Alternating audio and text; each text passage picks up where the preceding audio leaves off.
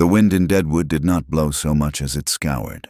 It came down from the Black Hills in the late 1870s with a purpose, carrying particles of failed dreams and the sharp grit of new ones. It coated everything in the Dakota Territory town with a fine, yellow dust that tasted of alkali and iron. The single main street was a river of mud or a canyon of dust, depending on the day. And today, the dust had won. It worked its way into the seams of new denim, into the lungs of weary mules, and into the saloon whiskey that was already thin enough to read a label through.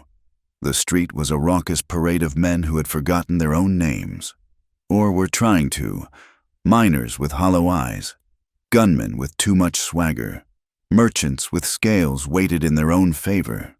The air smelled of cheap alcohol, unwashed bodies, stale sweat, and the metallic tang of gold. Gold was the only law that held, and even that was as loose as the women in the Gem Theater. Rumors of a new strike were the only currency faster than the yellow metal, and they passed from the lip to ear with the speed of a prairie fire. Abigail Turner, known to her family as Ab, watched the street from the narrow gap between the Turner Emporium and the assayer's office. She was 23, perhaps 24. Time blurred when one day was so like the next. Her hands, pushed deep into the pockets of a worn apron, were chapped but strong. She had just finished restacking a cord of firewood that her brother, Clive, had left scattered, and her shoulders ached. She was resourceful. She could mend a harness with stitching finer than any tailor, calculate a freight bill quicker than her father, and set a splint on a dog's leg that would hold true. To her father, Elias, and her brother, she was a line item that had not yet balanced, a mouth to feed, a space to occupy, a burden. They saw the straight line of her jaw not as determination, but as stubbornness. They saw her silence not as observation, but as vacancy. Inside Abigail, buried beneath the dust and the chores, was a need so sharp it felt like a splinter in her heart. She wanted, with a quiet ferocity, to be called by her proper name, and she wanted more than water or warmth, the right to make a single choice that was entirely her own. If there was a place to call one's own, she thought, her eyes tracing the chaotic line of the boardwalk. Just a porch roof wide enough to keep the wind from wearing away a name. Her father, Elias Turner, was inside the Emporium, his voice a low rumble of appeasement. She could hear him through the thin board wall. He was talking to Horace Grieve. Grieve was the town's shadow. He did not own the saloons, but he supplied the whiskey. He did not own the mines, but he bought the gold at prices he set. He was a man built of appetites, with a vest that strained against his middle and a watch chain that looked heavy enough to anchor a small boat. He ran the circle of whiskey and gold traders that held Deadwood in a loose, fleshy fist. "The debt stands. Elias." Grieve's voice was smooth, like river rock. "The interest runs at 10% per week." "Horace, be reasonable." Elias blustered, his voice lacking conviction. "The last shipment was delayed." "Everything is delayed," Grieve said, without humor. "Except my expenses. You and your boy, Clive, you are useful, but useful men still pay their debts." Abigail saw her brother, Clive, lean against the doorframe of the Emporium. He was younger than her, but carried himself with an unearned authority. He had their father's weak chin and a meanness around the eyes that was all his own. He looked at Abigail standing in the alley, and his lip curled. "Get back to the lie. Ab," he called out, his voice a sharp crack. "You are not paid to gawk." Abigail flinched, but did not move immediately. She held his gaze for a second, 2 seconds, before dropping her eyes and turning back toward the rain barrel. The small act of defiance cost her, sent a cold dread through her stomach. Clive's temper was quick, and his hand quicker. It was then that she saw him. He was not part of the street's frantic motion. He stood near the livery, holding the lead of a single dust-colored pony. He was Comanche, that was clear, though he wore denim trousers and a simple cotton shirt. not the finery of a visiting chief or the rags of a beggar. He was young, perhaps 25 or 27, built with a lean economy of muscle that spoke of long miles and hard country. His black hair was braided, and a single feather, plain and dark, was tied at the back. He was watching the exchange, not her, not Clive, but the entire scene, with an unnerving stillness. His presence was a stark contrast to the jittery, gold-sick miners. He seemed to be listening to the land itself, to the wind that these men cursed. He had the look of a former scout, a man who had carried messages across territories where a wrong turn meant a slow death. His name was Tahu, known in some places as Red Moon, and he lived by a code that Deadwood had never heard of, a code that valued a promise given and the earth beneath his feet. His gaze flicked, just once, and met Abigail's. There was no judgment in it, no pity, just a flat, clear acknowledgement. He saw her. Then he turned his attention back to the street, as if she were just another part of the landscape, like a post or a trough. Inside the emporium, the conversation had shifted. On Greaves' table, between a bottle and a glass, was a rolled piece of hide. It was a map, or the copy of one. Abigail had seen it before, hidden beneath her father's mattress. It showed a section of the Black Hills, marked not with claims, but with older symbols, a winding creek, a stand of tall pines, and markings that were not letters, ancient carvings. "This," Greaves said, his voice dropping, "is worth more than your debt. Elias, this is the source. The stream washes it down. Forget panning. This is the mother. It is protected." Elias stammered. "The tribes, they say it is sacred."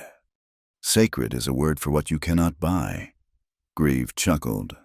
"I find, with enough pressure, most things become available. This land, this little valley with its creek, it is an ancestral story for that Comanche. Tahu, the one who keeps watching." Greaves gestured vaguely toward the street. "He believes it belongs to his ghosts. I believe it belongs to the man who can take it." Clive pushed himself off the doorframe. His interest caught. "Tahu, that Red Moon buck, he is just one man." "He is one man who knows that map better than the man who drew it," Greaves said. "He was a scout for the army. Then he was a messenger for his own people. He knows every rock and every whisper in those hills. He is a complication." Abigail moved away from the wall, her heart a dull, heavy beat. She picked up the wooden bucket, her reflection staring back at her from the gray water in the rain barrel. She saw the dust in her own hair, the weariness around her mouth. Tahu, the Comanche, had moved. He was walking his pony toward the far end of town, away from the saloons, toward the hills. He moved with a grace that was almost silent, the sound of his worn boots lost in the creak of wagon wheels and the distant, rhythmic clang of the blacksmith's anvil. The sound of saddle leather was a constant song in Deadwood, a song of arrivals and departures. Abigail dipped the bucket. She saw something small at Tahu's side, a glint of wood. He was carving a small piece of pine as he walked, his hands busy and sure. It looked like a simple band, a circle, a wooden bracelet. He paused, looked up at the hills, and she saw him touch a small, smooth stone tied to his belt. It was reddish, flat, and for a moment she thought she saw a carving on it, like a crescent, a red moon. She turned away, the bucket heavy in her hand. Her family saw her as property, a piece to be traded, like flour or bullets. Greaves saw the land the same way, a thing to be broken and sold. And Tahu? He saw something else. She walked back to the small, lean-to shed that was her room.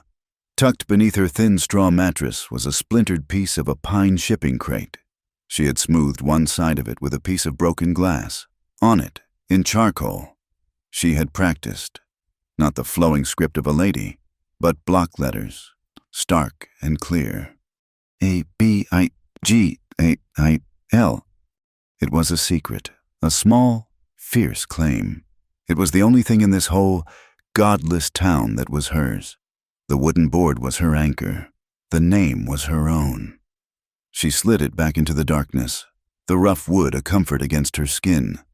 The wind howled, rattling the tin roof, and she closed her eyes. Just a roof, just wide enough.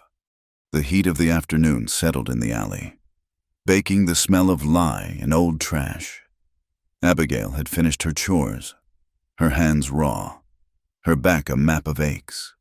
The brief, sharp interaction with her family and Horace Grieve had left a familiar, sour taste in her mouth. She retreated to the sliver of shade, her small wooden board a secret comfort in her apron pocket. It was later, when the sun began to bleed red into the dust, that the noise from the Emporium porch spilled onto the street. It was not the usual commerce. It was the sound of a bargain reaching its ugly conclusion. "I am a patient man. Elias." Horace Grieve's voice was dangerously smooth, carrying over the rumble of a passing freight wagon. "But my patience has been fully expended." "Horace, just another week. The freight from Cheyenne." Elias Turner pleaded, his voice thin and reedy. "The freight from Cheyenne is not your freight. It is mine, and so are the bullets you have sold, and the whiskey you and your boy have drunk." Grieve stepped into the street, forcing a miner on a mule to swerve. He was making this public. A small crowd, smelling a confrontation like it smelled gold, began to form. A few miners, a teamster, 2 women from the Gem. They gathered in a loose, cruel semicircle. Clive, his face flushed with cheap whiskey and self-importance, stepped beside Grieve. "What we need is a new arrangement, something permanent." "I am done with arrangements." "Clive." Horace said, "I want payment, now." Elias Turner wrung his hands. He looked at Grieve, at his son, and then his eyes fell on the alley where Abigail was trying to melt into the shadows.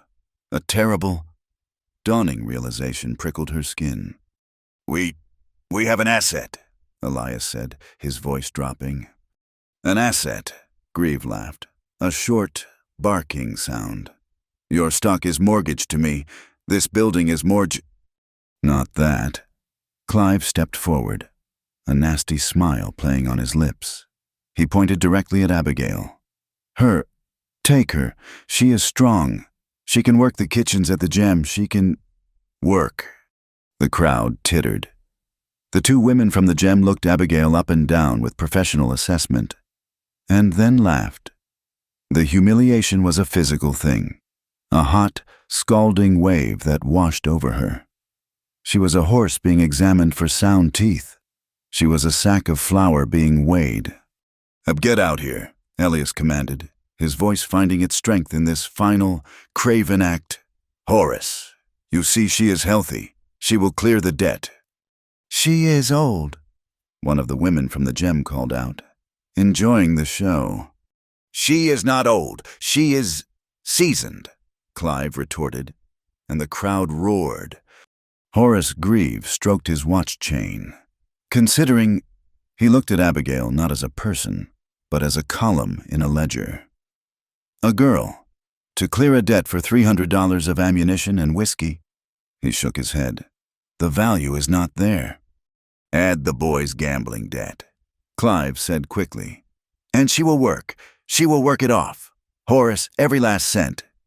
Abigail stood frozen, pinned by a dozen pairs of eyes. She wanted to run, to scream, to throw the bucket of lye water in her brother's face, but she did nothing. The street had fallen silent, waiting for the final bid. Then a new silence fell, one of a different texture. It came from the edge of the crowd. Tahu was there, his pony's reins looped in his hand. He had not come from the livery this time, but from the trail that led to the hills. He was carrying a bundle of cured pelts on his shoulder. He walked through the parting crowd, which gave way for him with a mixture of fear and curiosity. He stopped, not in front of Grieve, but in front of Elias Turner. He ignored Horace. He ignored Clive. He dropped the bundle of pelts at Elias's feet. They landed with a soft, rich sound. "This is payment," Tahu said. His voice was low, even, and it cut through the thick air. "Beaver, fox, prime, worth more than his whiskey." Elias looked at the pelts, his eyes wide. He was a merchant. He knew their value. "Now just a minute." Horace Greaves stepped in, his authority challenged. "This is not your affair. Comanche, the debt is with me." Tahu added 2 new steel traps and a heavy skinning knife to the pile. "A debt for goods. I offer goods." He looked at Elias. "This covers the debt." "The debt is more than that," Clive spat. "He owes for interest, 10%, and my markers." "This is a white man's arrangement," Greaves said, his hand moving to the pistol beneath his coat. "You have no place here." Tahu did not move. He did not look at the pistol. He looked at the men, then at the crowd, and then he looked at Abigail.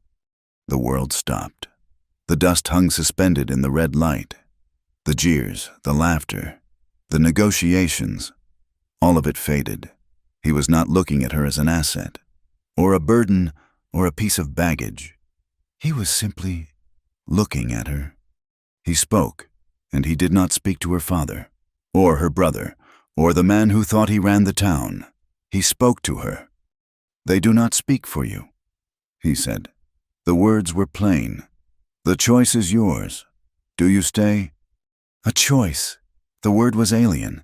It had no place here in this street. In her life.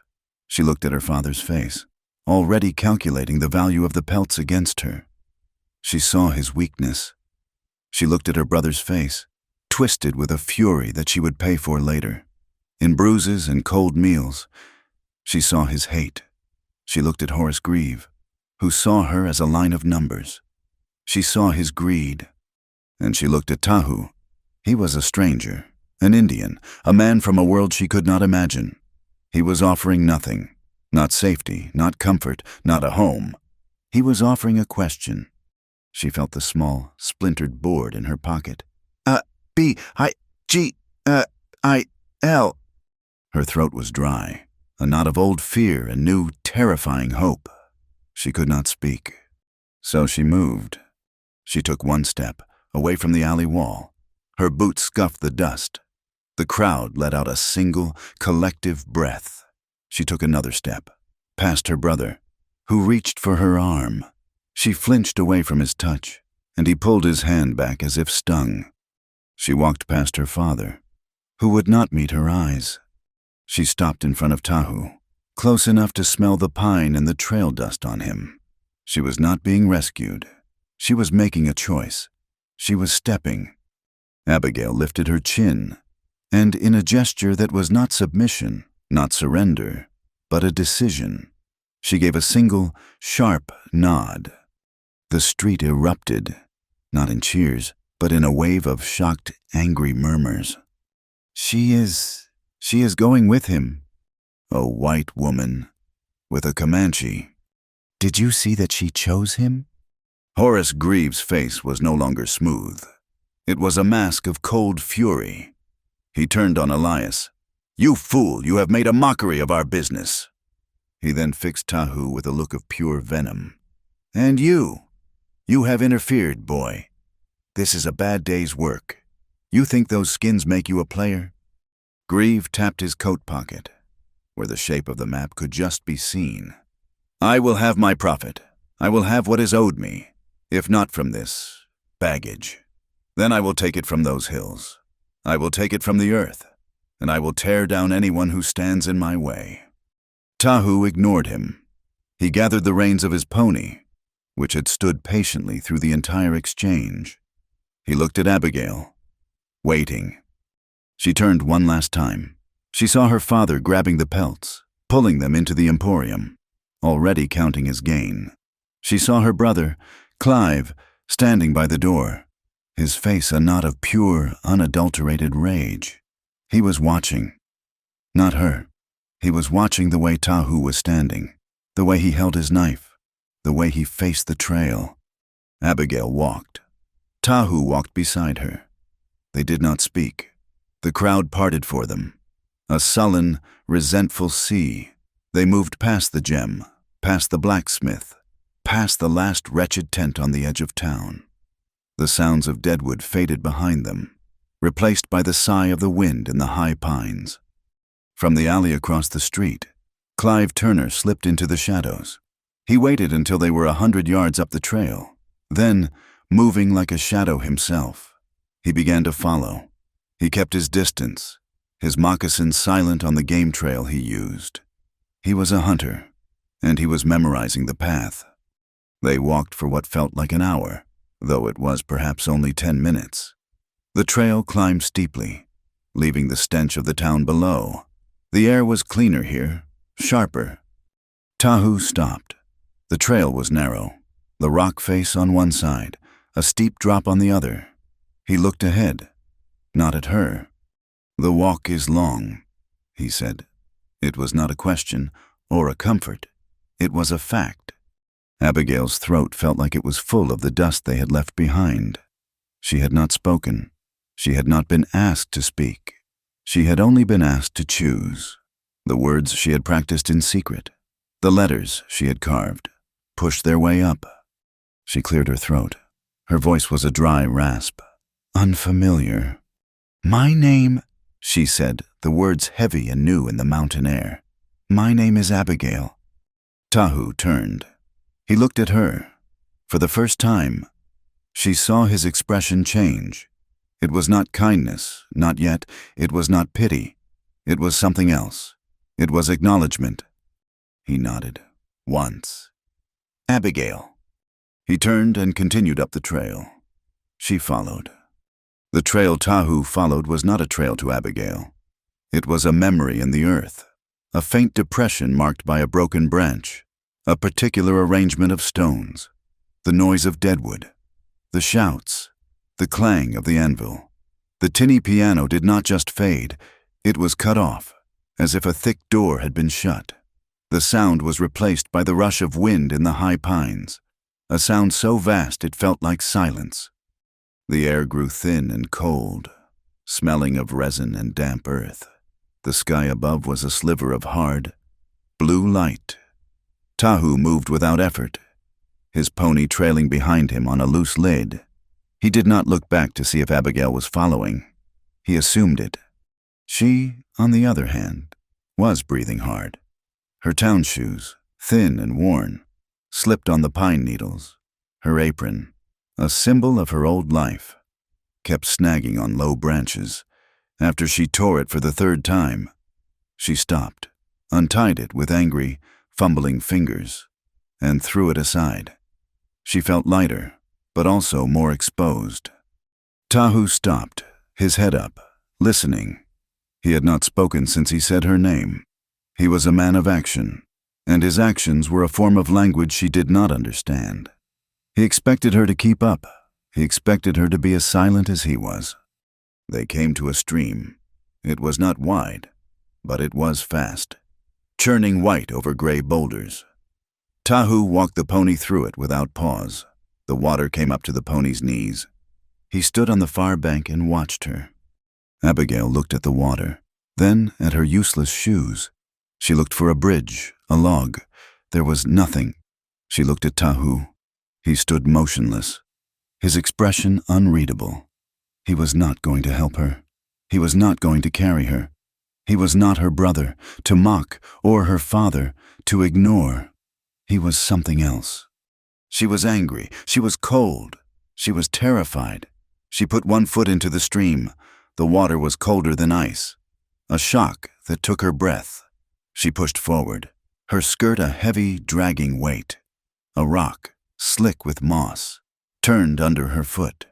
She went down to one knee, a sharp cry torn from her. The water soaked her to the hip.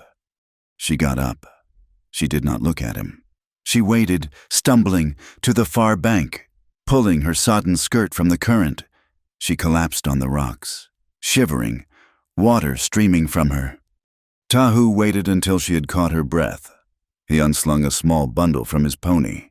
He tossed a dry wool blanket at her feet. It was old, but clean. "You walk, you get warm," he said, and he turned and walked up the trail. Abigail, wrapped in the blanket, her wet skirt clinging to her legs, followed. She learned. As the sun moved across the narrow band of sky, he taught her. He did not use many words. When they stopped to rest, he pointed to the pony's saddle. "This is a cinch. It must be tight, like this." He made her do it. Her hands, raw from the lie, fumbled with the leather. He waited, patient as stone, until she got it right. He handed her a flint and steel. "You want fire, you make fire." He showed her the motion once, the spark catching on the dry tinder he had pulled from his pouch. It took her 20 minutes. Her knuckles were bloody when a small, fragile flame finally caught. He nodded. "Good." He would stop, pointing to the ground. "Deer, 2 hours. He is limping." Or, "Bobcat, he is watching us." She saw nothing but dirt. He was teaching her to read a language she never knew existed. They climbed higher, the rocks becoming steeper, the pines giving way to granite and sky. Her legs were liquid. Her lungs burned, finally, as the sun was casting long, cold shadows. They came over a rise and into a small, sheltered valley. In the center of it stood a structure, or the bones of one, 4 low walls of stacked stone, with the wooden frame of a cabin rising from them. The log walls were half-built. The rafters were in place, but there was no roof. It was a skeleton, a promise that had been broken. It was open to the sky, the wind singing through its empty ribs. Tahu stopped, his whole body going still. He looked at the cabin frame, and a deep sadness settled over him, so profound she could feel it. He walked to the frame and touched one of the notched logs, his fingers tracing the marks of the axe. "We built this," he said, his voice quiet. "My friend, we were building a home, a place between—" "What happened?" Abigail asked, her own exhaustion forgotten. "He taught me the white man's words. I taught him the lands. We were brothers." Tahu looked away, toward a pile of stones that looked like a grave. "Horace Grieve wanted the map, the one I carry, the one my father gave me." He paused, the story coming in hard, clean pieces. "Grieve offered money. We said no. He sent men, bounty hunters. They said my friend was a renegade, helping a wild Injun. They came when I was hunting." He touched the side of the cabin. "He died here, defending this." Tahu's hand went to the small, red stone at his belt. "They were paid by Grieve, for the map, for my life. They did not get either." Abigail understood. This was not about a debt in a street. This was about murder. This was about this land. She walked past him, into the open frame of the cabin. It felt solid, even without a roof. She looked down. Near the stone foundation, a flat rock was set into the earth. It was covered in carvings. She knelt, tracing them with her finger. There was a crescent, stained red with ochre, a red moon.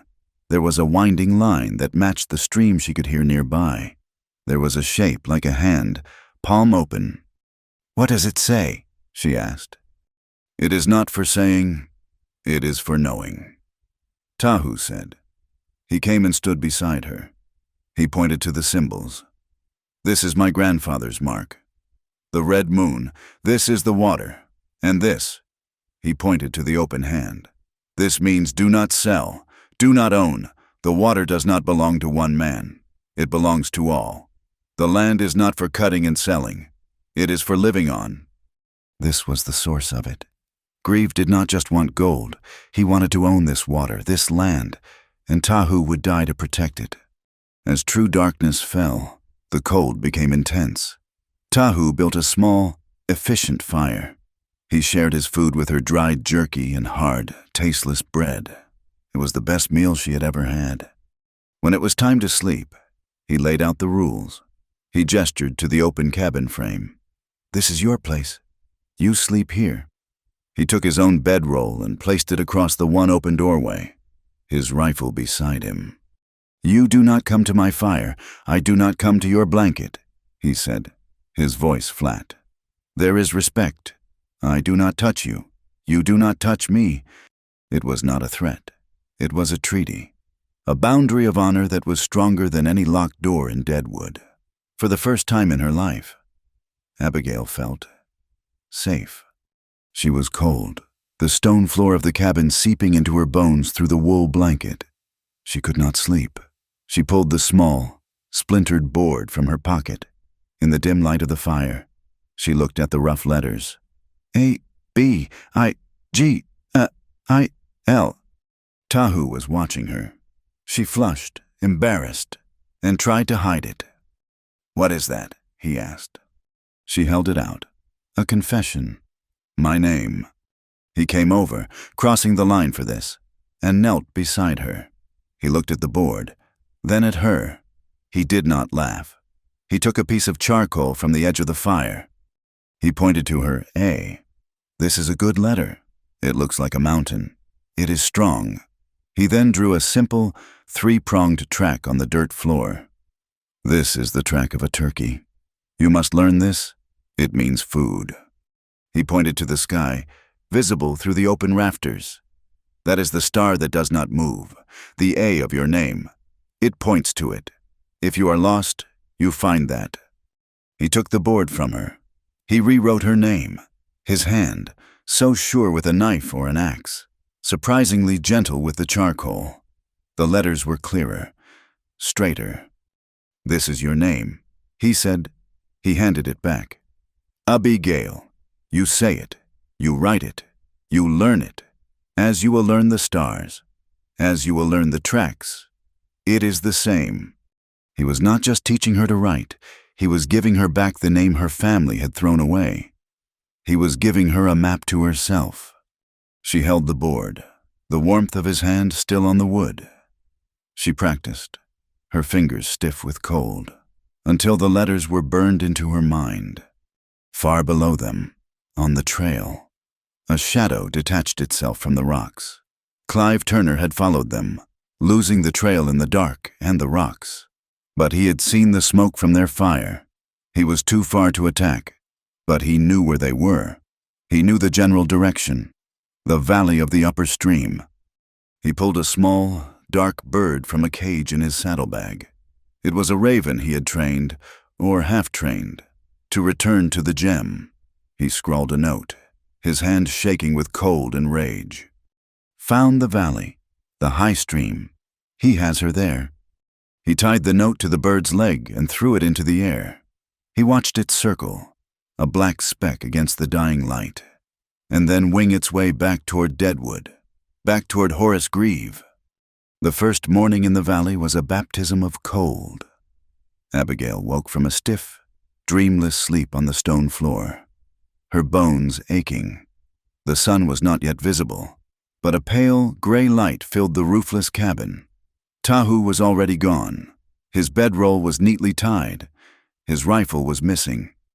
For a panicked moment, she thought he had abandoned her. She felt the old, familiar sting of being a burden, of being left. Then she saw him. He was on the far side of the stream, standing motionless, watching the eastern ridge. He was hunting, or guarding, or just listening. He was not gone. He was simply busy. She got up, her muscles screaming in protest. She had a choice. She could wait, useless, for him to return and feed her, or she could do something. She remembered the fire. She found the tinder he had set aside, her flint and steel, and her bloody knuckles from the night before. It took her 15 minutes, her hands shaking in the cold, but she built the fire.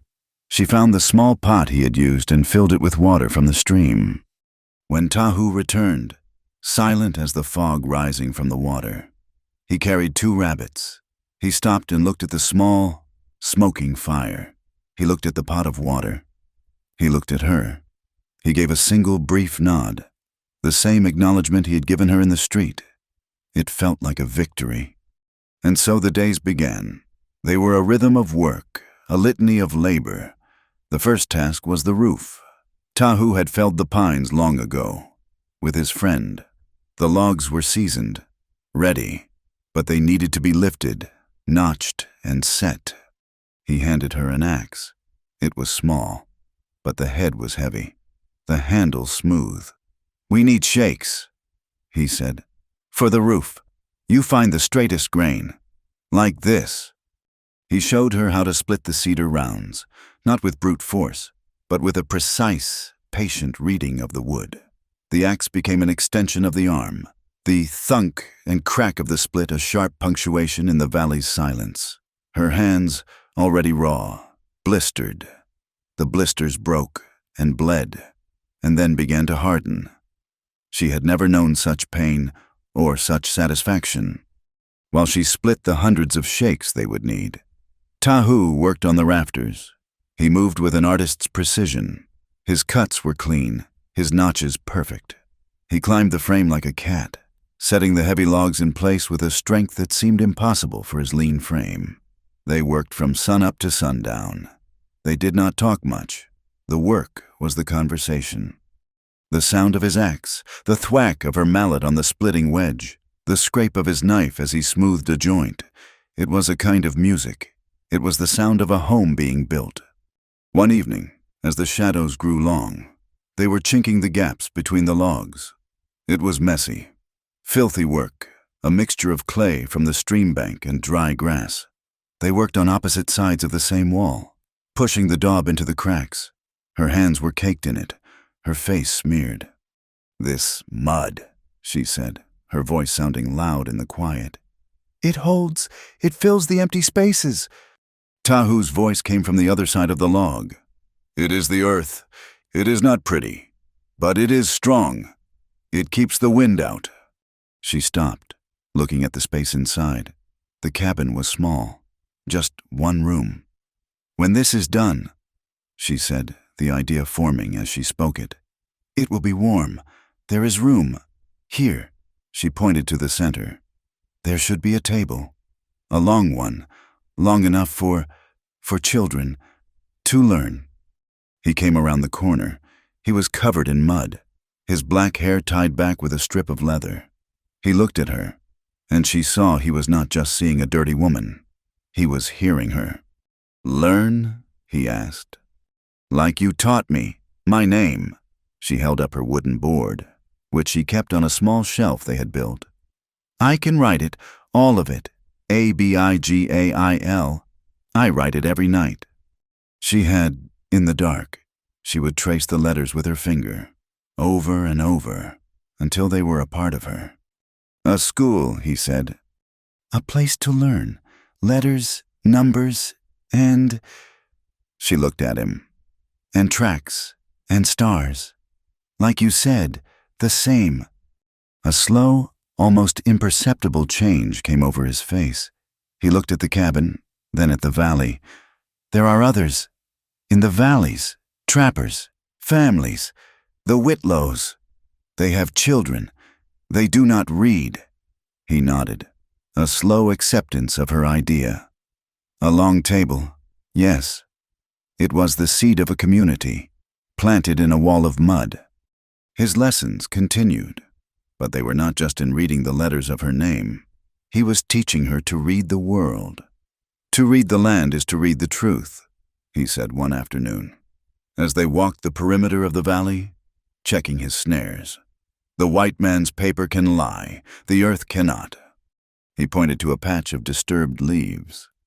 "What do you see?" She saw leaves. "Nothing." "Look." He knelt, his finger tracing the air. "The leaves are turned. The damp side is up. This was done in the last hour. This," he pointed to a faint scrape on a rock, "is the iron from a shod horse, not a pony, a heavy man. He came from the ridge. He did not come down. He is watching." A cold fear gripped her. "Clive Greaves' men, perhaps, or just a hunter, but he knows we are here. The land tells us." He stood. "We tell it nothing." Nature was not a storybook. It was a presence. One evening, a massive bull moose, his antlers like the branches of a dead tree, wandered into their clearing. He was enormous. a mountain of muscle and dark fur.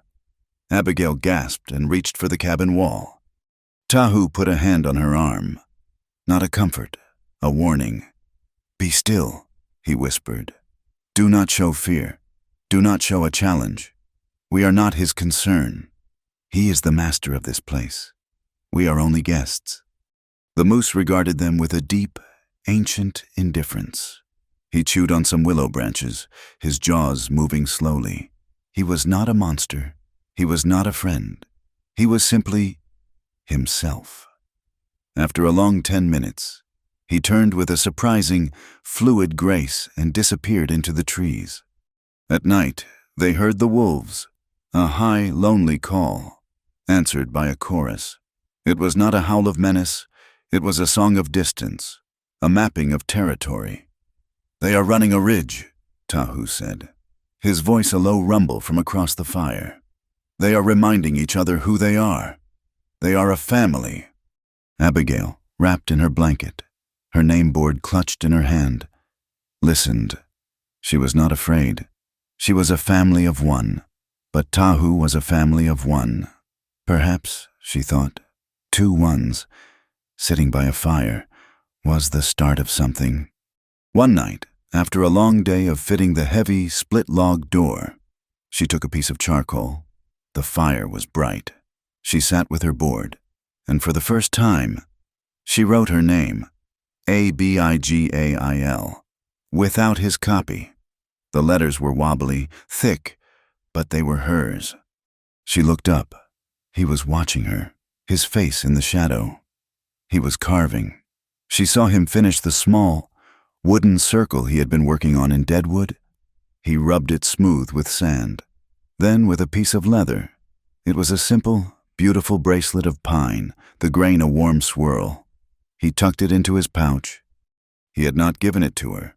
It was not for her. But she had seen it, and she had written her name.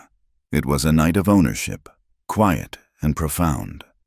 A week later, they had a visitor, a woman and a boy. The boy was perhaps 12, thin as a reed, with watchful eyes. The woman was older, her face a map of hardship, but her eyes were clear. She carried a basket. Tahu had seen them coming, of course. He met them at the edge of the clearing, his rifle held in the crook of his arm, a casual warning. "Tahu," the woman said, her voice a reedy alto, "we saw your smoke. We are the Whitlows. My son, Jeb." "Mistress Whitlow," Tahu said. He nodded. "It is a long walk." "We are neighbors," she said simply. She looked past him, her eyes finding Abigail, who was standing in the new doorway, a half-made broom in her hand. The woman's eyes took in the scene, the half-built cabin, the woman, the Comanche. Her face did not register surprise or judgment, only a deep, weary curiosity. "We brought extra." She held out the basket. Inside were 6 eggs, a small bag of cornmeal, and a bundle of dried herbs. Abigail stepped forward. This was her world. This was bartering. This was women's work. We have salt," Abigail said, her voice rusty. "And Tahu, he has mended traps." Mistress Whitlow smiled, a small crack in her weathered face. "Salt, Lord. I have not had salt in a month." She looked at Abigail. "You are Abigail Turner, from the Emporium." It was a statement, not a question. "I am," Abigail said. "I am Abigail." A network was forming, a thread of trust. They traded, eggs for salt, a promise to sharpen a knife for the cornmeal. Mistress Whitlow told them the news of the lower valleys, a hard winter coming. The elk were low. As they were leaving, the boy, Jeb, looked at the cabin, then at Tahu. "Is it true you are keeping her? Pa says you stole her." "Jeb!" his mother snapped, horrified. Tahu looked at the boy. He did not get angry. He spoke to him as an equal. "Does she look stolen?" Jeb looked at Abigail, at her hard hands, her plain dress, the way she stood straight. He looked at her. and she saw the question in his eyes. "No," the boy said, after a long moment. "She looks busy." "I am," Abigail said. The Whitlows left, but the interaction had changed the air. They were no longer two people in a vacuum. They were part of a place, and that place was connected to Deadwood. The rumors were coming, the whispers that Tahu had started by challenging a white man's bargain were now following them up the mountain. A Comanche keeping a white woman. It was a story that could get a man killed. Tahu knew it. He spent more time walking the ridges, his face harder, his eyes more watchful. And then, one day, the land told them a new story, a story of a different kind of violence. Abigail was at the stream, washing their 2 pots. The water was her sanctuary, the sound of it a constant comfort. But this morning, it was different. The water, usually so clear she could count the pebbles, was clouded. A milky, gray silt was washing down from the upper bend. She called for Tahu. He came, knelt by the water, and scooped a handful. He let it run through his fingers. He tasted it. "What is it?" she asked. "Powder," he said, his voice flat and cold. "Black powder." They followed the stream upriver for half a mile. The sound was faint at first, a dull thump, thump that was not the rhythm of an axe. It was digging. They crawled the last 100 yards, Tahu parting the bushes. Below them, in a narrow gorge, were 4 men. They were not from the valley. They were hard-case miners from Deadwood, the kind who worked for wages, not for a claim. They were working for Horace Grieve. They had built a small, crude dam, diverting a trickle of the stream. In the exposed, muddy creek bed, they were digging, using small charges of powder to break the rock. They were looking for the black sand, the iron-rich silt that often held fine gold. "He is poisoning the water," Tahu whispered, his voice a low growl of absolute fury. For sand." One of the men laughed, his voice carrying up to them. "Grieve is crazy. There is no gold here, but he pays. He wants this stream moved. He says it is in his way." The threat was no longer a rumor. It was not a distant watcher on a ridge. It was here. It was in their water. Horace Grieve was not just trying to find the valley, he was trying to destroy it. The discovery of the miners upstream settled a new, cold reality over the valley. The silt in the water was a message. Horace Grieve was not a distant rumor. He was a poison in their stream. They returned to the half-built cabin, the silence between them heavier than the logs they had carried. The valley was no longer a refuge. It was the prize in a war they had not asked for. Tahu was quiet, but his anger was a sharp, cold thing, like the edge of his knife. He cleaned his rifle, his motions economical and precise. He was not a man for wasted words. "He is impatient," Tahu said, his voice a low rumble. He did not look up from the rifle's mechanism. "The gold is not what he wants. He wants the water. He wants to own the source, and he will break the land to get it." "We saw 4 men," Abigail said, her voice small. "There will be more." "There are always more," he said. He looked at her, his gaze direct. "This is not your fight. Abigail, Deadwood is easier, safer. You can go back. I will give you the pony." He was offering her an escape, the same choice he had given her in the street. But this time, it felt different. It felt like a test. She looked at her hands, the calluses thick and hard over the old blisters. She looked at the roof she had helped raise, the walls she had chinked with her own hands, the board with her name on it. "Easier," she said, a new, sharp anger in her own voice. "You think that was easy, being sold for whiskey being? Nothing?" She shook her head. "I am not leaving. This is my home." He held her gaze for a long moment. He saw no fear in her. He saw, perhaps for the first time, the same stubborn rock that he felt in his own heart. He gave a single, slow nod. "Then we protect it." They did not have to wait long for the world to come to them. 2 days later, The air was heavy, the sky a bruised yellow. A storm was coming. Tahu was watching the lower trail, not the sky. He had been agitated all morning, moving like a caged wolf. "They are coming," he said. He did not need to say who. Abigail's stomach turned to ice. She went to the doorway. She could see them, 2 riders, making their way slowly up the rocky trail, followed by 2 other men on mules. They were not Greaves' miners. This was a different kind of violation. It was her father, Elias, and her brother, Clive. They rode into the clearing, their horses blowing hard. The 2 men on mules were trappers, Abigail knew. Hard men named Jed and Foley, who sometimes did business at the Emporium. They were here as witnesses, or as muscle. Elias Turner looked at the cabin, his face a mask of distaste. "This is it. This is the palace you chose. A mud hut, with a savage." Clive sneered, his eyes small and mean, taking in Abigail.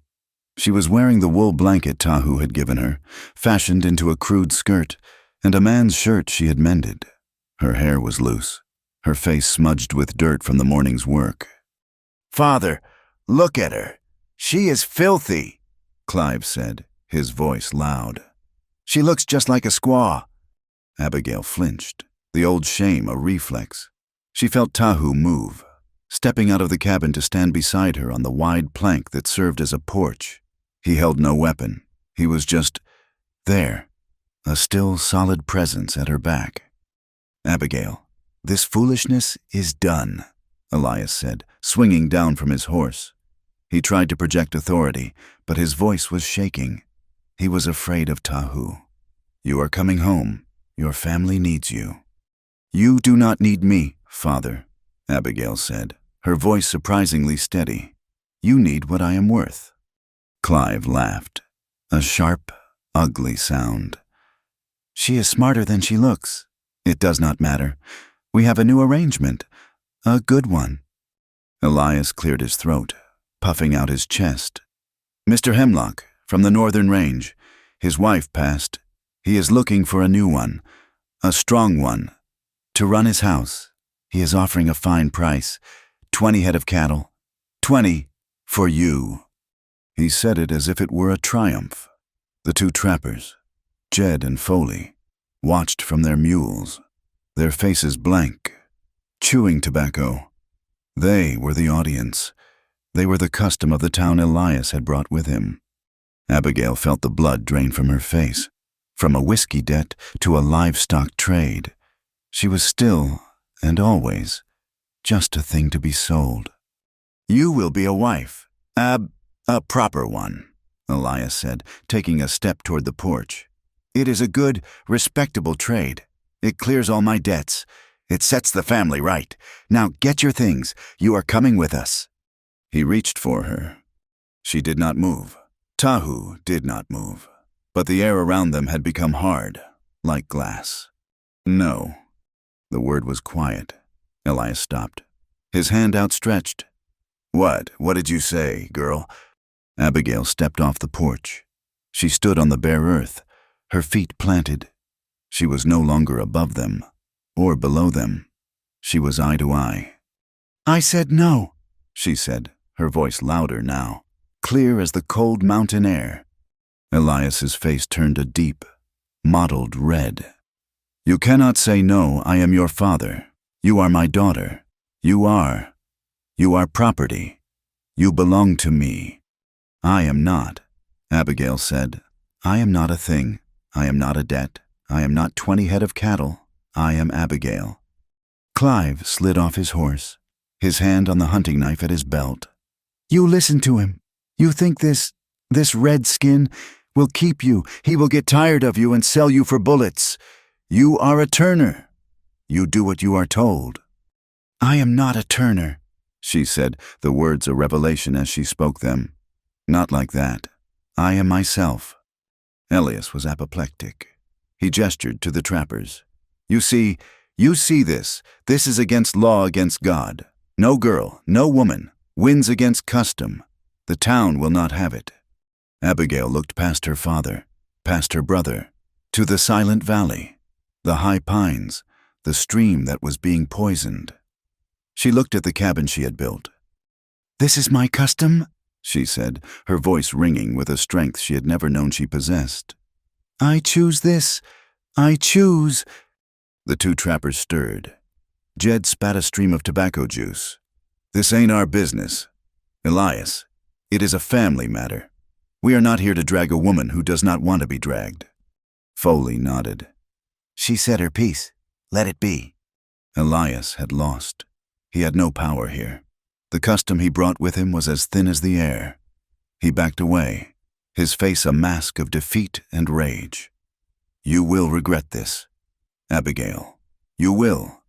When the winter comes, when he leaves you for dead, you will come crawling back, and the door will be locked. You are no daughter of mine." "Go home, Father," she said, her voice flat. She was exhausted. Elias, he climbed back onto his horse, his face gray. Clive, however, was not defeated. He was enraged. He gave Tahu a look of pure, venomous hatred. "This is not over. Savage, you have not won. You have just signed your own death warrant." Tahu met his gaze, silent and unmoving as the granite cliffs. Clive mounted his horse. He lagged for a moment, letting his father and the trappers ride a few yards ahead. With a quick, practiced motion, he pulled his knife, unseen by Abigail. He leaned over and carved a deep gash into the trunk of a pine tree at the head of the trail, a mark that would not be missed by anyone who knew to look for it. A guide, a reminder. He sheathed the knife, smiled his thin, ugly smile, and kicked his horse, following the others down the mountain. Abigail stood, shaking, as the sound of their horses faded. Tahu did not touch her. He just stood with her, a silent witness. After a long time, she turned and went inside the cabin. She sat on her bedroll and, for the first time since she was a child, she wept. She cried for the girl she had been, for the father she had lost, and for the woman she was becoming. The confrontation had left a scar on the day. The sky, which had threatened all afternoon, finally opened. The temperature dropped 20 degrees in an hour.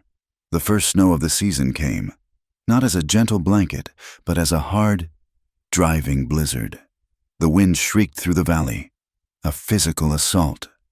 They had 2 days of warning, but the storm was worse than Tahu had predicted. They were sealed in the cabin.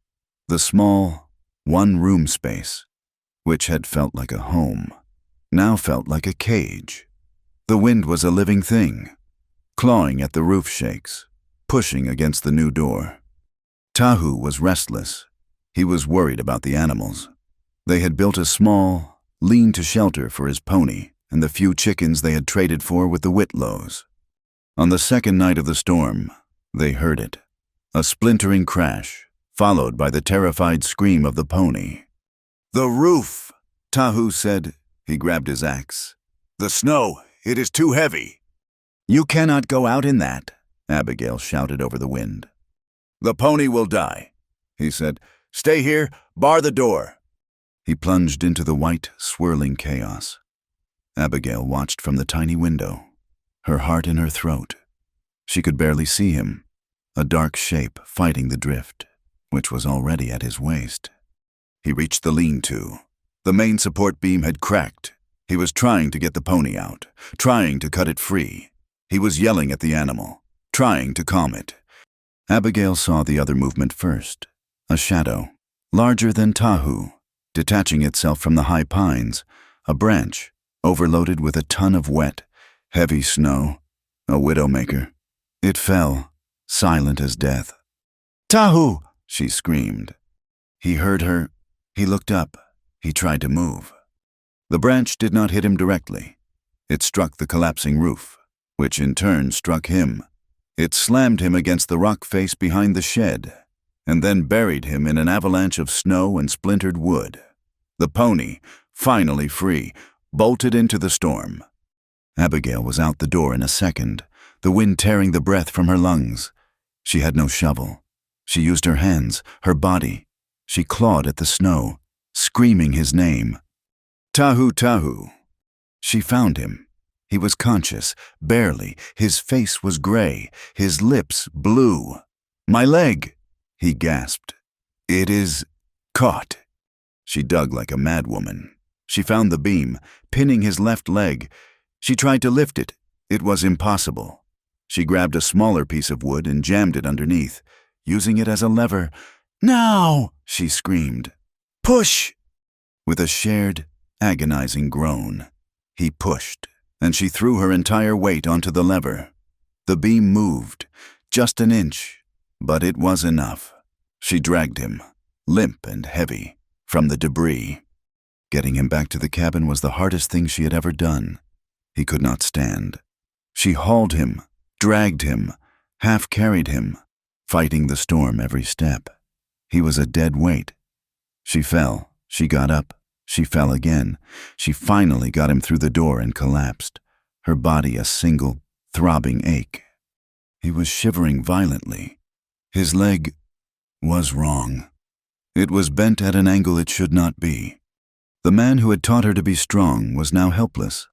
The provider was now the patient. She was alone, and she had to work. It is broken, he said, his teeth chattering. I know, she said. She was terrified, but the fear made her calm. She thought of the dog's legs she had set. This was the same, just bigger. She got the splints they had cut for the roof. She got the strips of hide. This will hurt, she said. Do it, he whispered. His eyes closed. She took his ankle. She took his knee. She braced herself, and she pulled. He did not scream. A low, terrible sound was torn from his throat, a sound that would haunt her. The bone grated. She pulled, lining it up with her eye, until it felt straight. She bound it, her hands sure, her knots tight. He was unconscious. For 3 days, the storm raged. She was the one who kept them alive. She went out into the blizzard, into the wreckage of the shed, and salvaged his axe. She chopped wood. She melted snow for water. She fed the fire. She found the pony, huddled in a thicket, and brought it into the cabin. A new, large, warm presence in the tiny space. Tahu burned with fever. She sat by his side, forcing sips of water into him, her hand on his forehead. She was the nurse. She was the guard. She was the man of the house. On the 4th day, the storm broke. The world was white, silent, and beautiful, and terrifying. They were out of food. She saw the smoke first, a thin column from the south. Later that day, a figure appeared, moving on snowshoes. It was Jeb Whitlow and his mother. Mistress Whitlow came into the cabin, took in the scene, the sleeping pony, the splinted man, the exhausted woman, and nodded, as if this were normal. Jeb saw the pony. She said, "We figured there was trouble. He is a good boy." She had a basket. Willow bark. For the fever. It will break it. She had a small parcel of deer meat. You need to eat. She looked at Tahu's leg. You did this? She asked Abigail, pointing to the splint. I did. Good, good. Straight work. You have a healer's hand. She showed Abigail how to brew the tea, how to make a stew from the meat.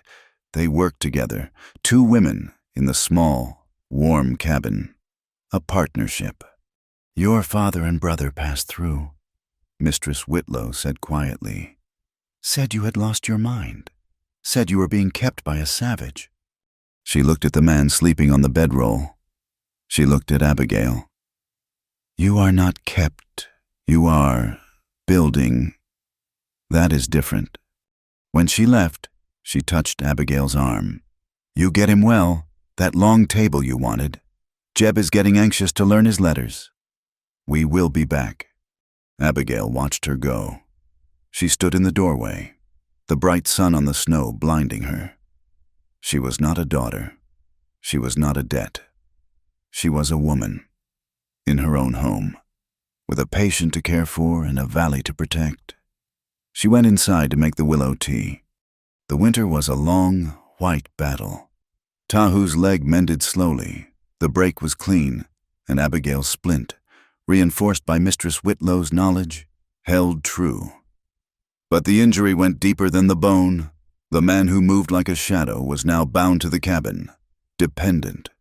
He sat for hours, carving, his hands restless, his eyes on the snow-choked valley. He was teaching Jeb Whitlow, who came once a week on his snowshoes, to read the letters Tahu had learned, and Tahu, in turn, was learning a new, harder language, the language of patience. Abigail, in turn, became the legs of their small household. She ran his trap lines, her hands clumsy at first, then quick. She learned to read the snow, the subtle depressions, the signs of life and death. She learned the weight of the axe, the bite of the cold. The girl who had been a burden was now the provider. She hunted, she hauled wood, she guarded. The roles had reversed, and in this reversal, something new was forged. An equality, a partnership built not on words, but on the shared, grim business of survival. When the snow finally began to melt, it was not a gentle thaw. It was a violent release. The valley, silent for months, roared with the sound of water. The stream, which had been a frozen ribbon, became a brown, churning torrent, ripping at the banks, carrying the debris of winter. And with the debris, it carried death. Abigail saw them first, pale bellies gleaming in the muddy water. Fish, dozens of them, then hundreds, washed up on the banks, their gills clogged with the same gray silt they had seen before winter. But this was worse. Tahu, now walking with a heavy limp and a sturdy pine crutch, joined her at the water's edge. He picked one up. The fish was bloated, its eyes dull. "The water is poison," he said, his voice a low growl. "It is not just the silt." They followed the stream. The thaw had exposed the land, raw and wounded. The signs were clearer now. They found the remnants of small explosions, the earth blackened, the rocks shattered. Greaves' men had not been idle during the winter. They had been working, mapping, testing. They found the camp, half a mile upstream, tucked into the same narrow gorge. It was larger now. There was a crude sluice box, abandoned in the mud, and a tent, its canvas flapping in the wet wind. It was a place of frantic, sloppy work. Tahu moved into the tent. Ignoring the risk, Abigail followed. Inside, on a makeshift table, was a bottle of whiskey, a half-eaten plate of beans, and a book, a leather-bound ledger. Abigail, the merchant's daughter, opened it. Her hands, calloused and strong, turned the pages. It was not a merchant's book. It was a plan. The writing was crude, but the meaning was clear. Black sand heavy in bend. Blast rocks at narrows to move main flow. Grieve pays double for diversion. Dam here. It was all there. Horace Grieve was not just mining.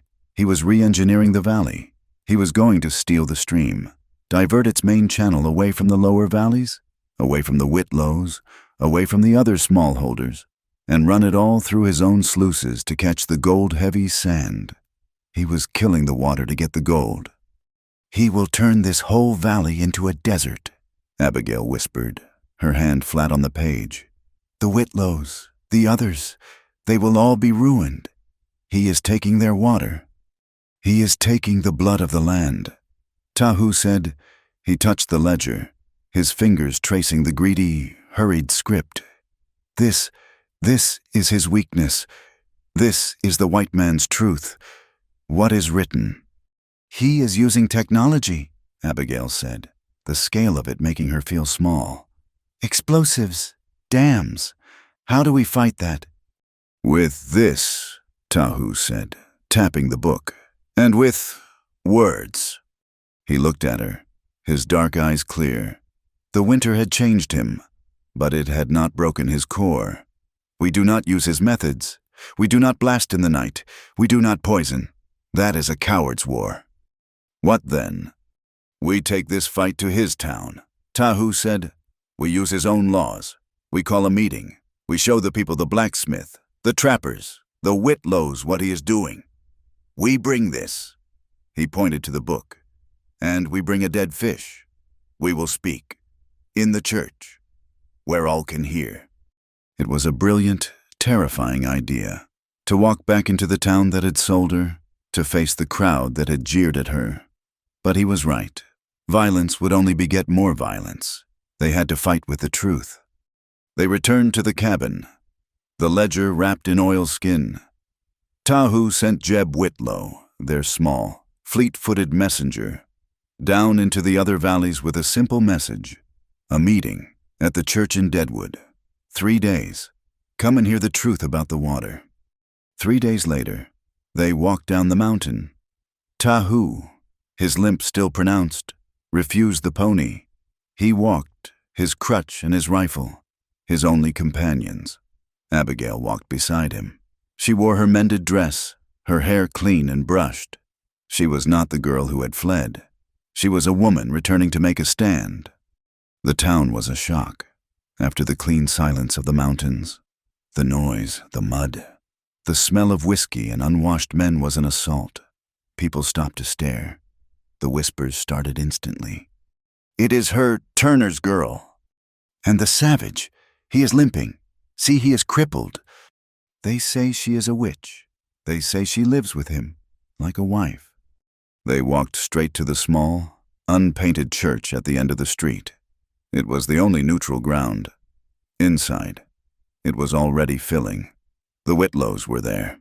Mistress Whitlow and Jeb, their faces pale and set. The blacksmith.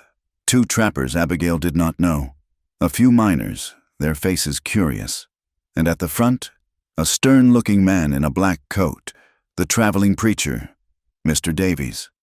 And Horace Grieve. He was sitting in the front pew, as if he owned the place. He was not alone. Beside him, looking smug and cruel, was Clive. And beside Clive, his face a mask of shame and fear, was Elias Turner. Horace Grieve stood up as they entered. He smiled, a wide, confident smile. He had known they were coming. He had prepared.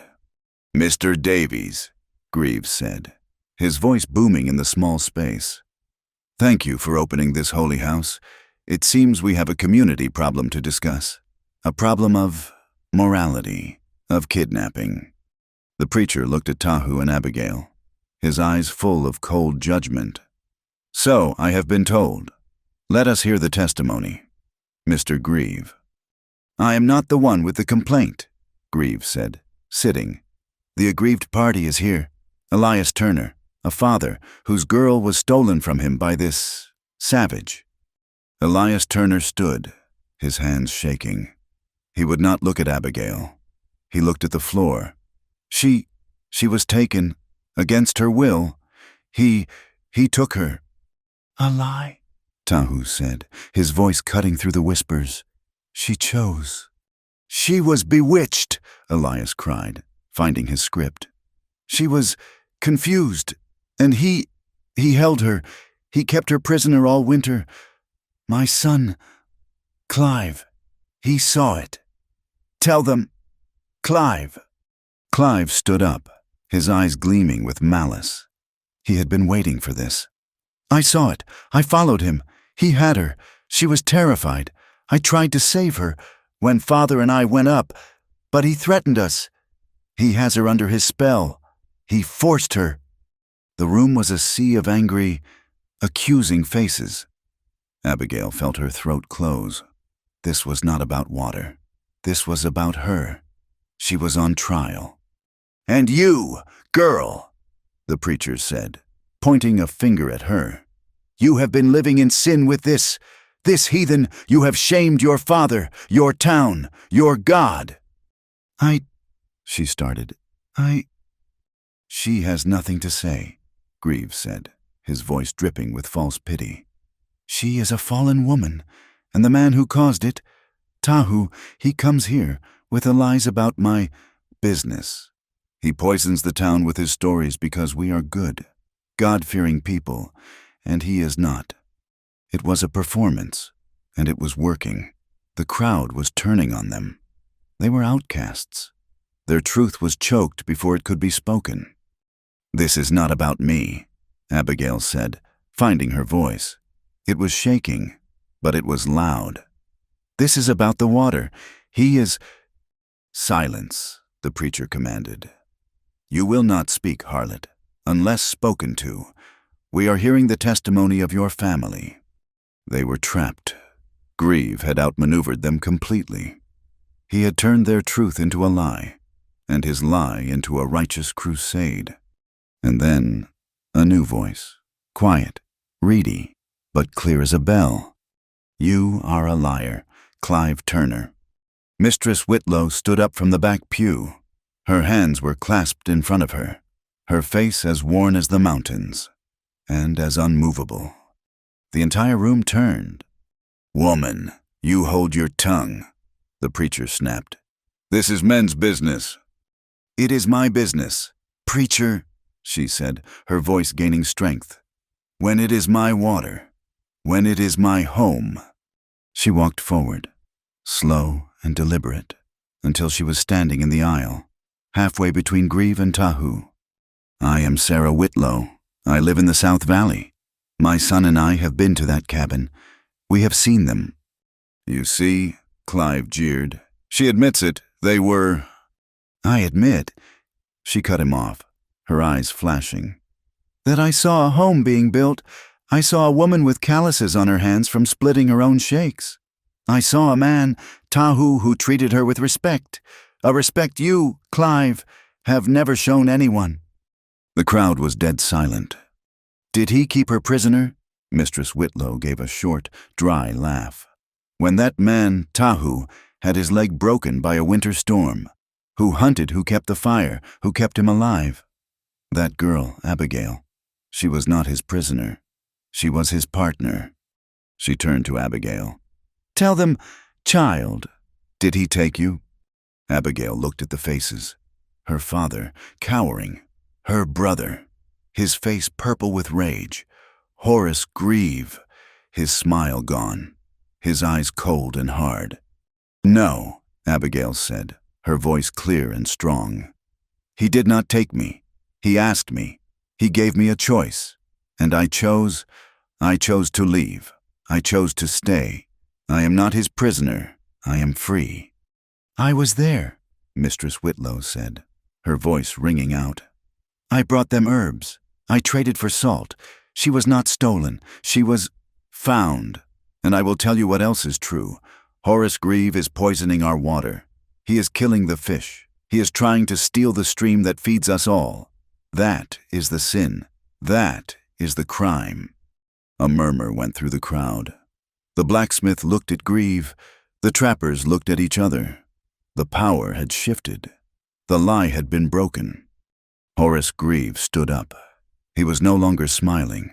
His face was a mask of pure, cold fury. He knew he had lost. The community, which he had manipulated for so long, was fracturing. They were not looking at Tahu as a savage. They were looking at him as a neighbor. And they were looking at Grieve as a threat. "I see," Grieve said, his voice soft, dangerous. "I see how it is. The town is ungrateful. You listen to a mad woman and a whore. You listen to a savage." He pointed a finger at Tahu. "This is not over. You think you are clever, Comanche. You think your words matter, but they do not." He stalked out of the church, Clive following him like a whipped dog. The meeting broke apart, people talking in hushed, angry tones, timidly. The blacksmith came up to Tahu. "Your ledger and the fish. I will look at them. This ain't right." They had won. A small victory. But as Abigail and Tahu stepped out of the church into the setting sun, Tahu stopped. He looked up at the sky. A thin, crescent moon was rising, and it was a deep, bloody red, the sign of his ancestors. "He knows he cannot win with words," Tahu said, his voice grim. "So he will use fire. He will come. He will not come for the water now. He will come for me." In the gem saloon, Horace Grieve was not drinking. He was planning. He threw a bag of gold on the table in front of the miners he had hired, the ones from the gorge. "I want him. I want that valley," Grieve snarled. "I want it burned." "When?" one of the men asked. Grieve looked out the window at the rising moon. "When the moon is full and red, it is a sign. His sign. We will use it. We will burn him out on the night of his own superstition. We will take back what is ours." They walked back up the mountain, not as victors, but as targets. The town, which had briefly seemed a place of potential justice, had turned back into a nest of vipers. The red moon that Tahu had pointed to was no longer a distant, celestial event. It was a clock, ticking down to a promised violence. The air on the mountain was sharp, but it was not clean. It was filled with the metallic taste of fear. The climb was silent. Tahu's limp, a remnant of his winter of dependence, seemed to worsen, as if the weight of Grieve's threat was pressing on the mended bone. Abigail walked beside him, her mind replaying the scene in the church. Mistress Whitlow's voice, a thin, strong thread of truth, her father's shame, her brother's pure, uncomplicated hate, and Grieve's final, cold promise. When they reached the cabin, it no longer felt like a fortress. It felt like a trap. The roof they had built was tinder. The walls they had chinked were, in the end, just mud and wood. "He will come at night," Tahu said. He did not go inside. He stood in the clearing, looking at the valley. His valley, as if seeing it for the last time. "He will use the moon. He thinks it is my superstition. He thinks to frighten me." "Is it?" Abigail asked, standing beside him. "It is a sign," Tahu said, his voice a low rumble. "A sign of change, of blood, of endings. My grandfathers watched this moon. It means the earth is turning. He is right to choose it. It will be a night of blood." "We cannot fight them," Abigail said, the words tasting like ash. "We saw the men in the gorge. He will have more. They have rifles. They have explosives." "No," Tahu said. "We cannot fight them. Not their way." He turned and looked at the stream, the sound of it a constant, low roar. "But the water can fight. The rocks can fight." He walked to the narrowest part of the valley, just above their cabin, where the stream had cut a deep channel through the granite. Above it, the hillside was a steep, treacherous slide of loose rock and boulders, held in place by a few stubborn pines. "He wants the water," Tahu said, his mind working, the old scout's instincts taking over. "We will give it to him." He began to explain. His plan was not one of battle, but of defense. A defense that used the land itself as a weapon. "We will not stop him," he said. "We will direct him. The water. We build a small dam. Here, a temporary one. We use the logs we have left. We make the stream pool, just for a few hours. We make it build." "And the rocks?" Abigail asked, catching the cold gleam in his eye. "The rocks," Tahu said, "are a door. We cut the roots of that large pine, the one that holds the slide. We set a lever. When he comes, when his men are in the gorge, in the stream bed, we open the door. We give them the water. We give them the mountain." It was a terrible, brilliant plan. It was the land itself, rising up. The next 2 days were a blur of frantic, desperate labor. They were no longer building a home. They were building a trap. Tahu sent Jeb Whitlow, who had appeared as if from the earth, his face pale with worry, to run. "Tell your mother. Tell the blacksmith. Tell every man who stood in that church." Tahu commanded the boy. "Grieve comes on the night the moon is full red. He comes for the water, but he will bring fire for us.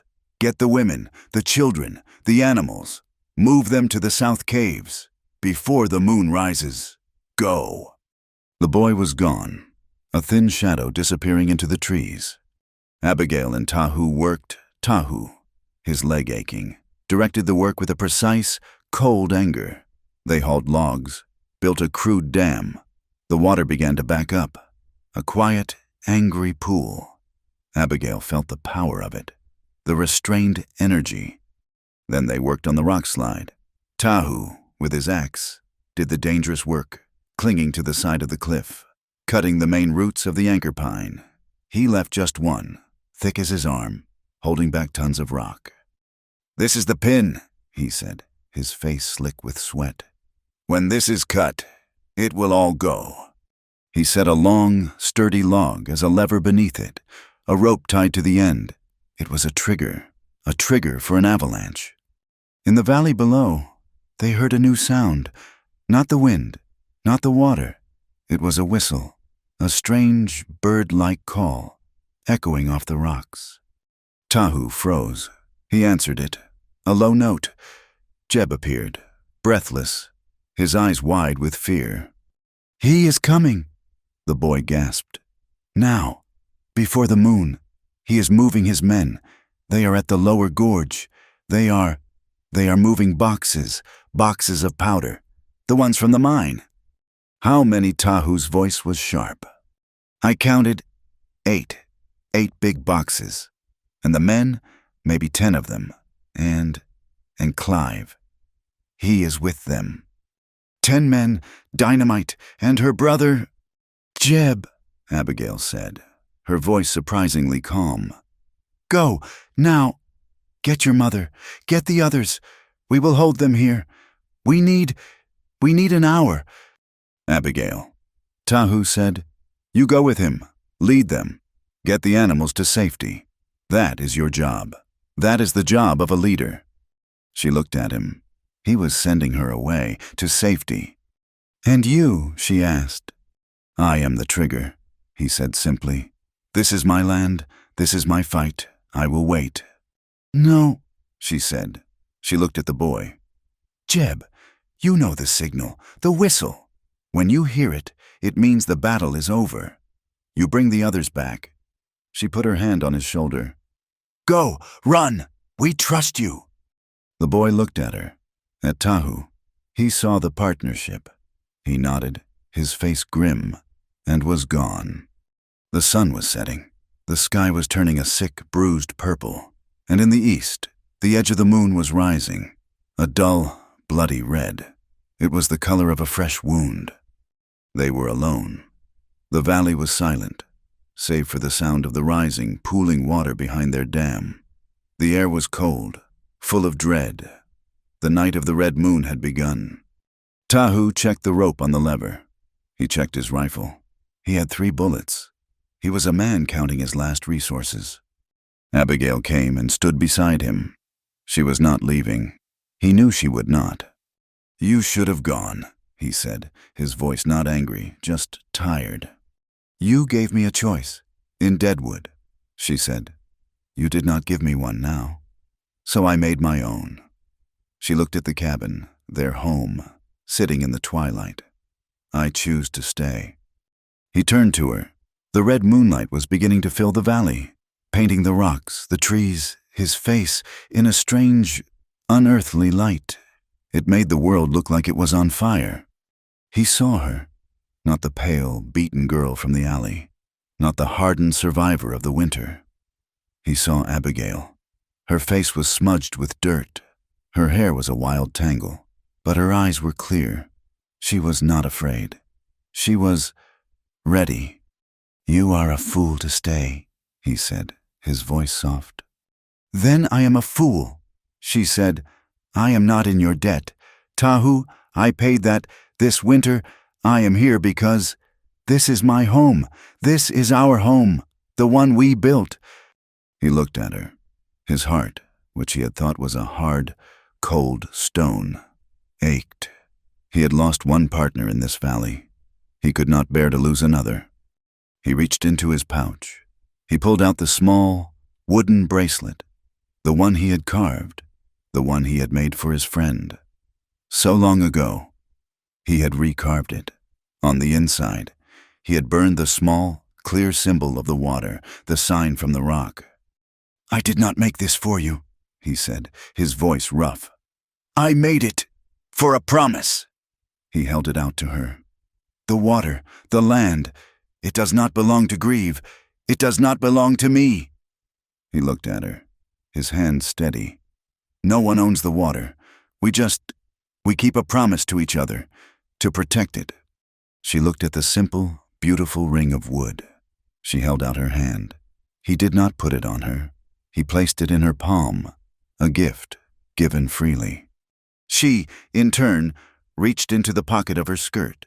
She pulled out the small, splintered board. Her name, A-B-I-G-A-I-L. But it was different. In the corner, she had carved a new symbol and stained it with the red ochre from the stream bank. A small, perfect, red moon. "I choose to stay," she said, her voice a whisper in the growing dark. "Not out of debt, not because I'm afraid of Deadwood, but for our home.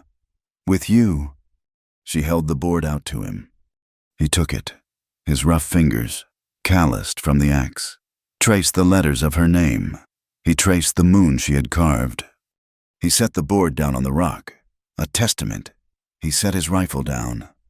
The distance between them, the treaty of respect he had laid down that first night, it was still there, but it had changed. The night was cold. The threat was below them. And they were two small, human figures against a mountain. He reached out, not to grab, not to take. He put his hand on her arm, over the rough wool. His touch was warm. It was the first time he had touched her in comfort, in partnership. She did not pull away.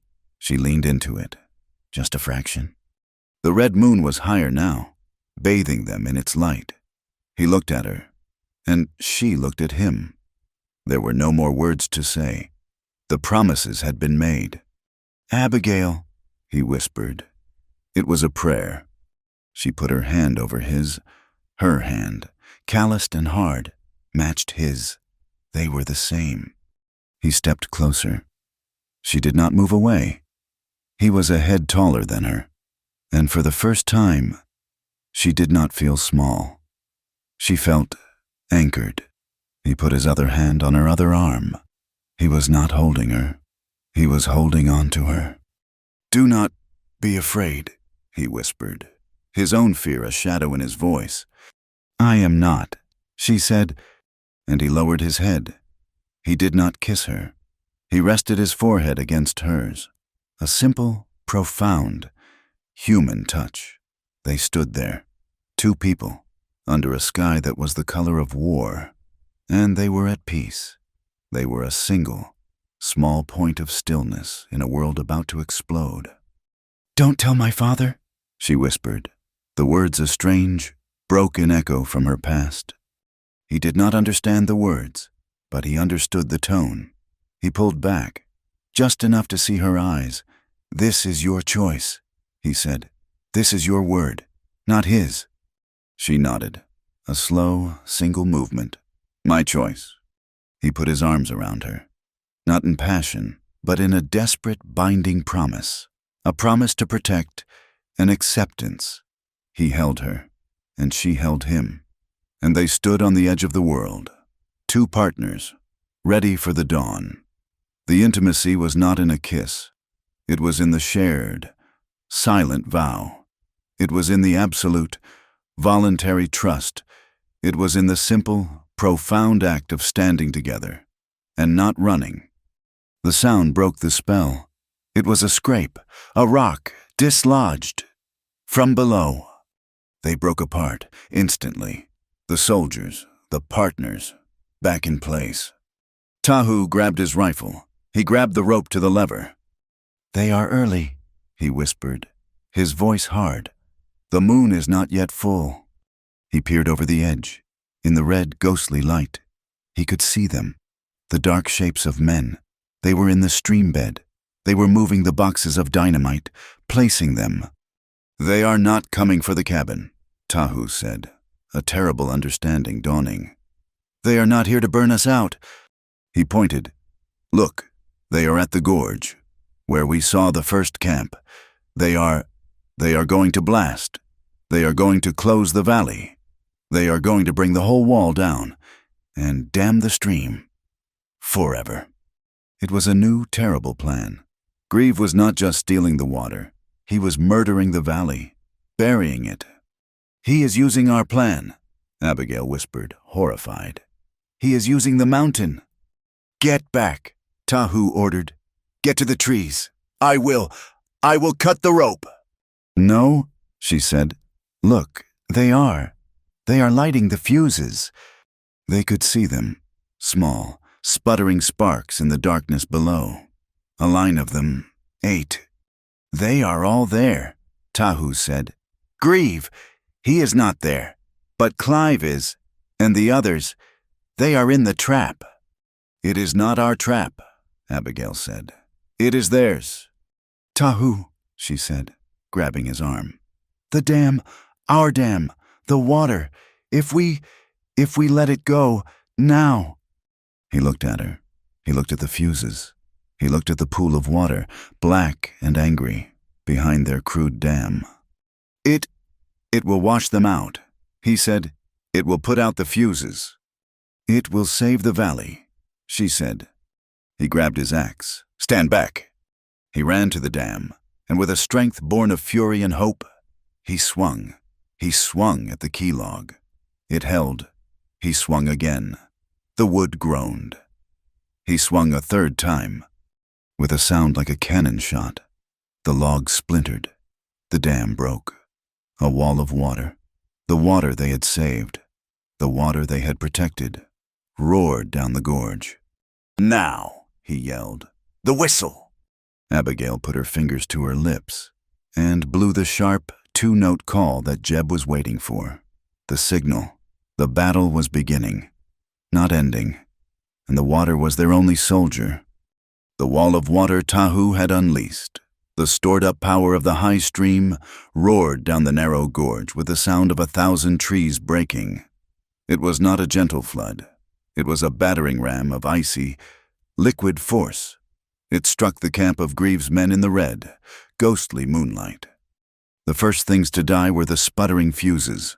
The water hit them with a violent hiss, plunging the floor of the gorge into a sudden, terrifying darkness. Men who had been focused on their destructive work were suddenly completely blind. Then the cold hit them. "What is it?" a voice screamed. "It is a flash flood, run!" The water, channeled by the granite walls, rose from their ankles to their knees to their waists in seconds. They were not miners or gunmen now. They were rats in a flooded cellar. They scrambled for high ground, clawing at the slick rock, dropping rifles, dropping picks, dropping their courage. The heavy wooden crates of dynamite, their seals imperfect, began to bob and spin in the new, violent current. "The powder, save the powder!" one man yelled. But he was already climbing, his fingers raw, abandoning the very thing he was meant to protect. From their high perch, Tahu and Abigail watched the chaos. The water had done its work. It had broken the attack, scattered the men, and doused the primary fuses. The valley, for a moment, seemed safe. But Tahu did not relax. He gripped his empty rifle, his knuckles white. "It is not enough," he said, his voice a low, tense growl. He was right. On a high ledge, which the first wave of water had not reached, a single, long fuse still sputtered.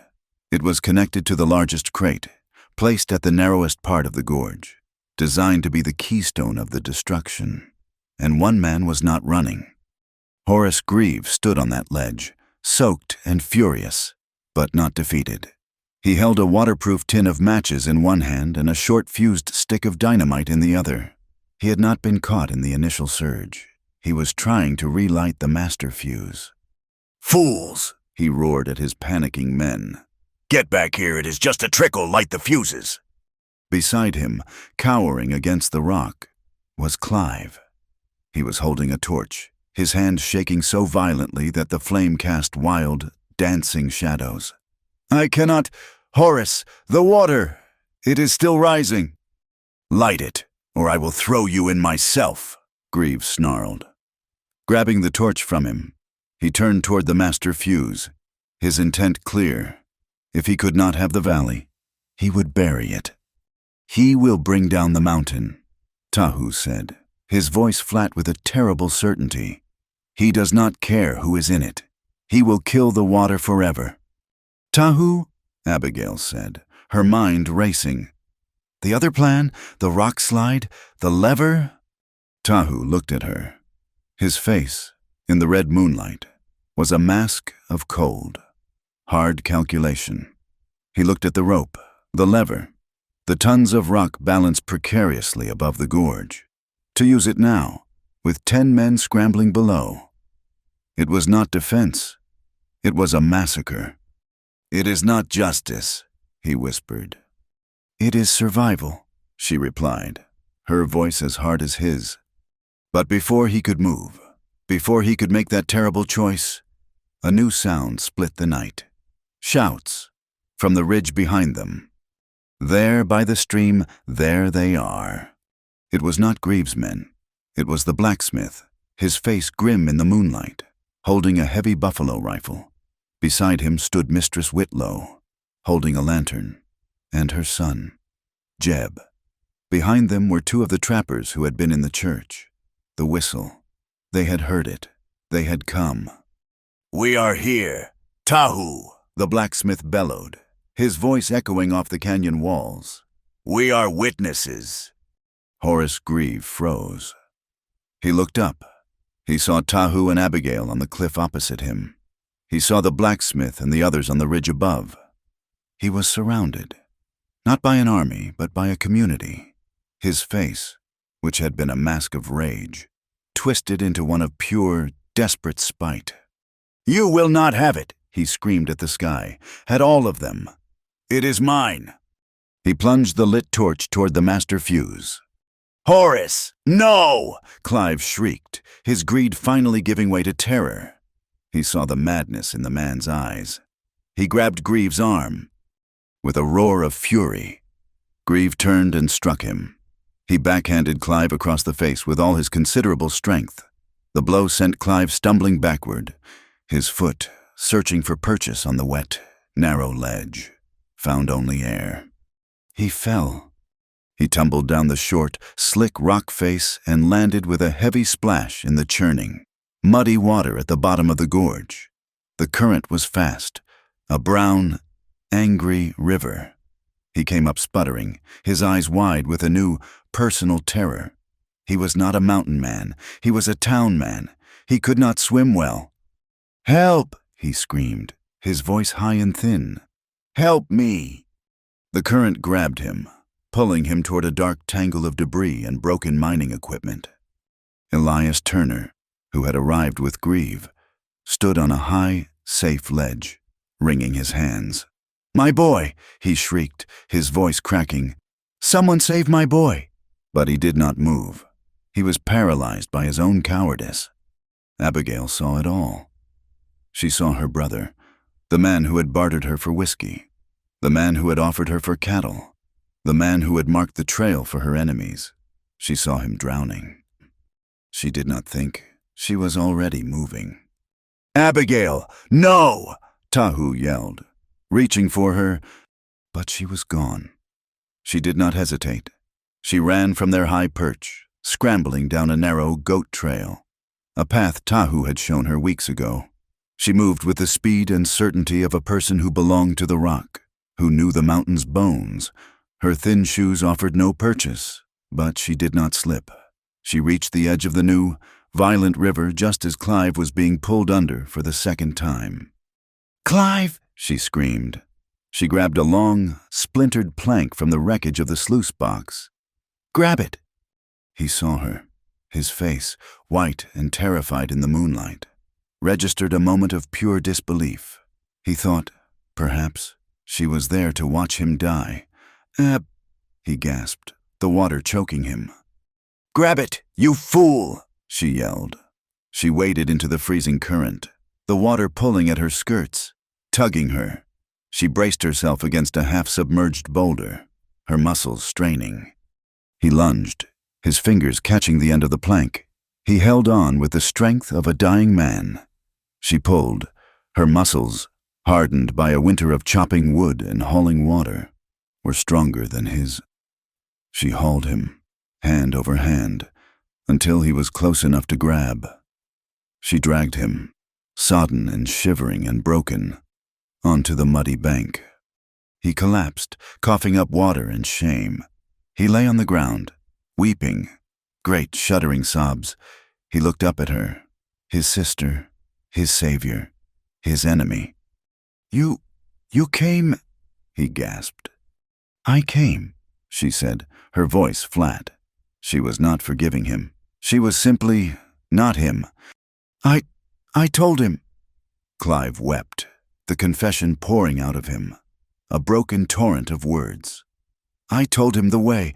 I put the mark on the pine. I did it for money, for a share. I know, she said. Above them, the standoff had reached its final, terrible point. Tahu had moved. He had come down the trail after Abigail, but he had gone the other way. He now stood on the same ledge as Horace Grieve. He was between Grieve and the last dry crate of dynamite. Tahu held only his skinning knife, his rifle, he had left behind. Grieve had his pistol out. He was aiming it, his hands shaking with rage, directly at Tahu's chest. It is over, Grieve, Tahu said. His voice was calm in the chaos. The town is here. The law is here. Grieve laughed, a jagged, broken sound.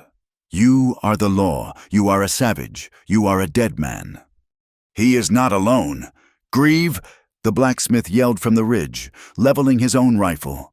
Drop the gun. You are finished. Grieve was trapped. He looked at Tahu, inches away. He looked at the blacksmith, 100 yards away. He looked at the crate of dynamite. He was a cornered animal, and he knew it. If I cannot have it, he hissed, his voice a low, venomous whisper, no one will. He dropped his pistol, but in the same fluid, desperate motion, he pulled a small detonator cap and a short fuse from his pocket. He lunged for the crate. He never made it. It was not Tahu who stopped him. It was not the blacksmith. It was Mistress Whitlow. She had come down the trail with the men, silent as a shadow, and in her hand she carried the heavy cast-iron skillet she had brought from her camp. She moved with the silent, economical speed of a mother protecting her home.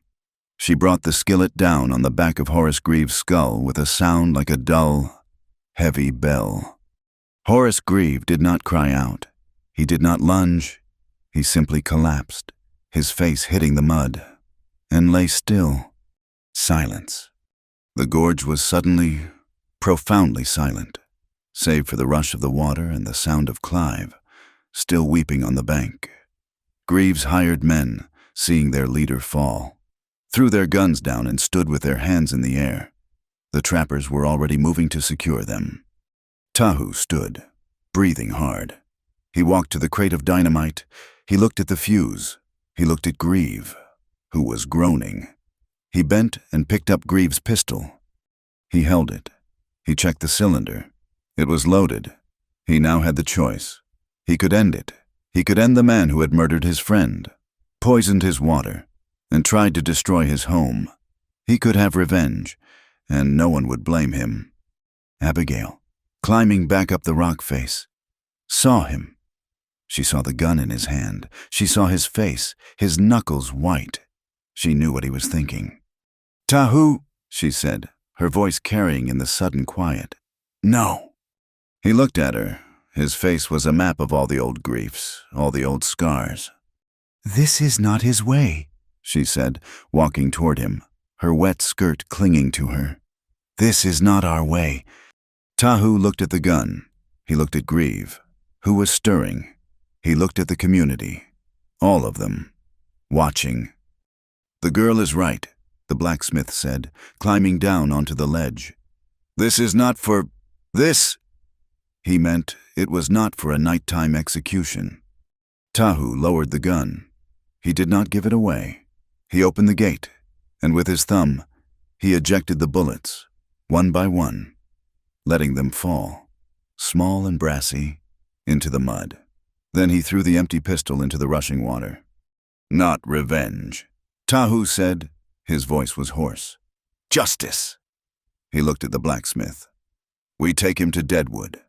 We have a trial. We use his book. We use his powder. We use his law against him." He looked at Mistress Whitlow, at the trappers. "We do this for the valley, for the water, for all of us." The blacksmith nodded, a look of profound, new respect on his face. He and a trapper grabbed Grieve, hauling the dazed, bleeding man to his feet, and began to tie his hands. "The evidence," Abigail said. Suddenly remembering, she pointed to the wreckage of the tent, his ledger, the book. Jeb Whitlow, who had been hiding and watching, darted into the ruined tent and came out holding the leather-bound book. He held it up like a trophy, a holy relic. "Got it." The long, terrible night was over.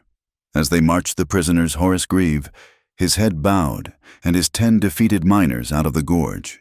The first gray, clean light of dawn touched the eastern ridge.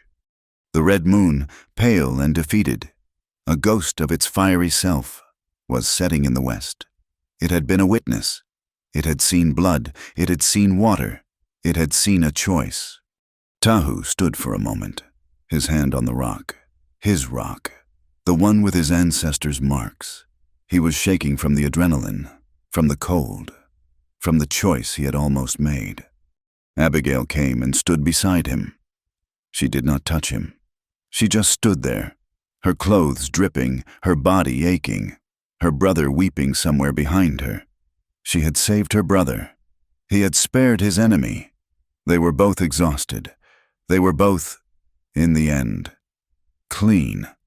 The water, their water, rushed past them, carving its true path, heading down to the valleys, down to the town. It was no longer a weapon. It was just a stream, finding its way home. The walk down from the mountain at dawn was a strange and silent procession. It was not a march of victors, but the grim, exhausted work of a community that had saved itself and was now left to clean up the mess. Horace Grieve, his head bandaged with a strip of his own fine shirt, was bound at the wrists. His 10 hired men were roped together, a sullen, defeated chain gang. Clive, wrapped in a dry blanket Tahu had spared, stumbled along beside them, his hands unbound, but his shame a heavier weight than any rope. Tahu and Abigail led the way.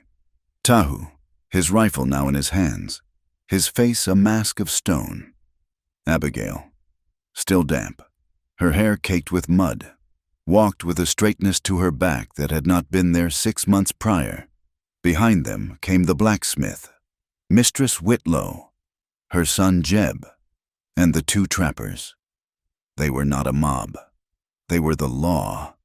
They entered Deadwood as the town was stirring. A baker, pulling his first loaves, saw them, a woman, shaking a rug from an upstairs window. Stopped.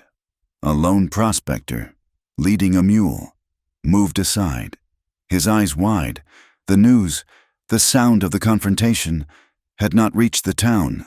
But this image, this parade, was a new, stark truth. The blacksmith did not lead them to the jail, which was little more than a shed. He walked to the church, the place of their first failed meeting.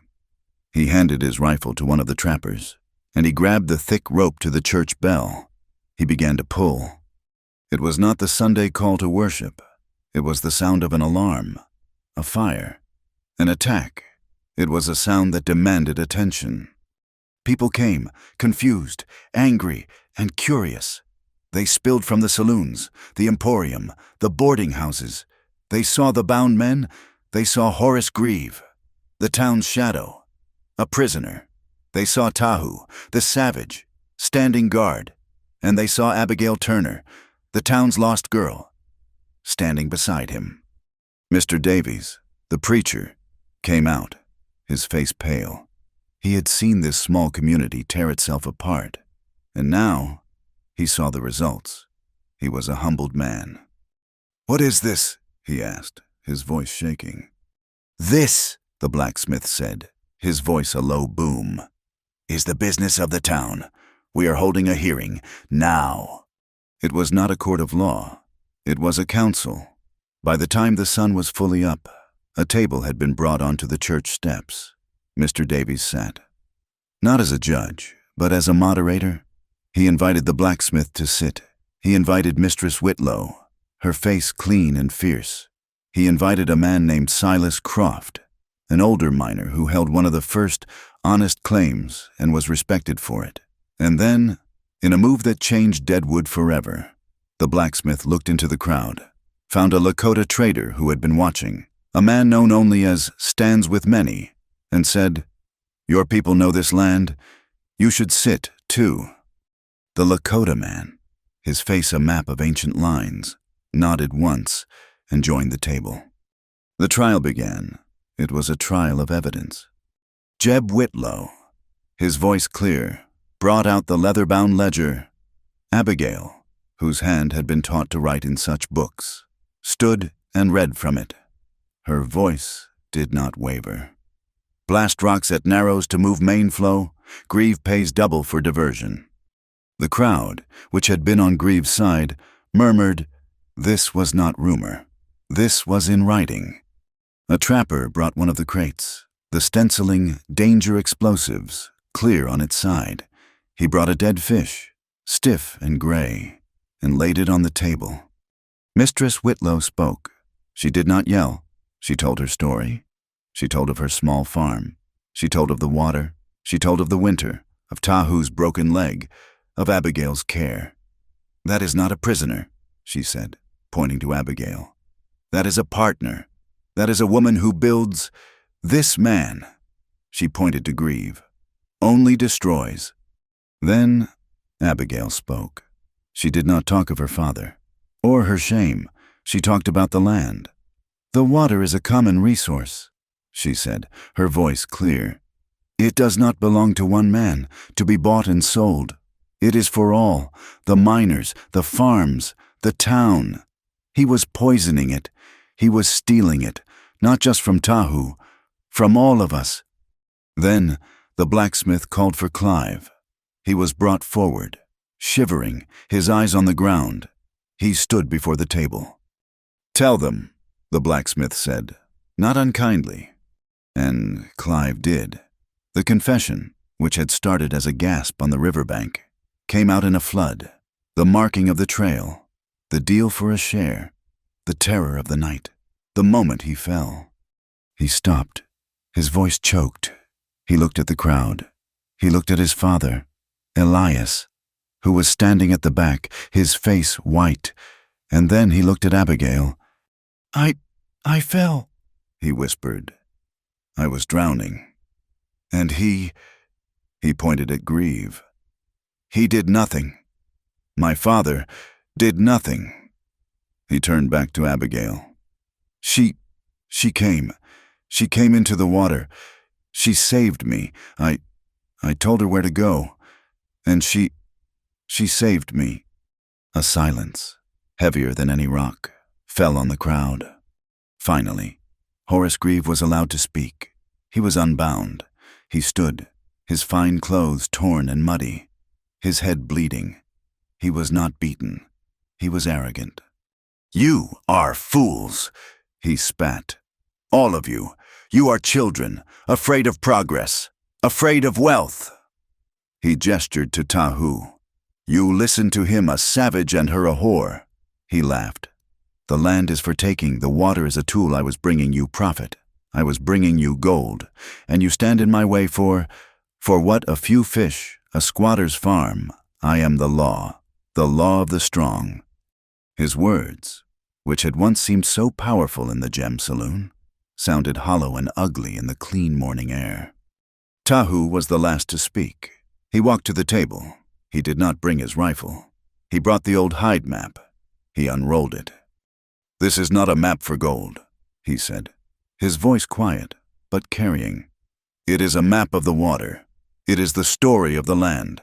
It does not belong to me." He looked at Grieve. "It does not belong to him. He did not just try to kill me. He tried to kill the water. He tried to kill the story. He looked at the council. My friend died protecting this. I almost died protecting this. The water. The mountain. It judged him last night. Now you must. He did not ask for death. He did not ask for revenge. He asked, simply, do what is right for the land. The council did not deliberate long. The blacksmith stood. Horace Grieve, he said, his voice like the clang of his own anvil. It is true, by the written law. You may not be guilty, but by the law of this community, the law of survival. You have poisoned a common resource. You have, by force and fraud, attempted to steal the life of this valley. You are banished. A gasp from the crowd. Your claims are forfeit. Your men. He nodded to the sullen group. Will work. They will repair the damage. They will clear the stream. They will mend the banks that you tore. They will work for this town. For 2 months. For food and a roof. Then they will be banished. He looked at Grieve. You will be escorted to your room. You will take 1 bag. You will be on your horse by noon. If you are ever seen in this territory again, any man will have the right to shoot you on sight. The trial was over. The crowd began to break apart, men leading the sullen miners away, the blacksmith and a trapper marching Grieve toward the gem. In the confusion, Elias Turner pushed his way to the front. He was trying to smile, his face a pathetic mask of relief and opportunism. Abigail, my girl, that was wonderful. You spoke so well.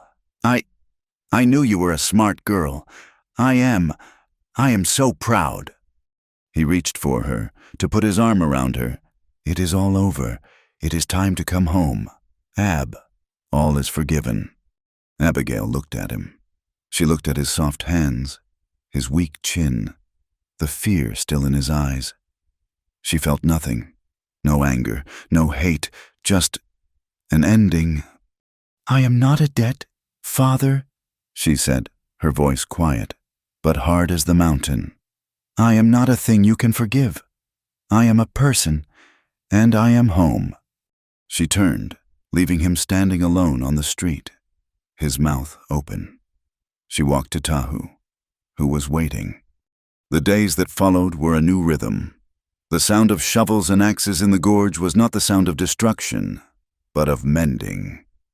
Grieve's men, sullen but supervised, worked. But a new thing happened.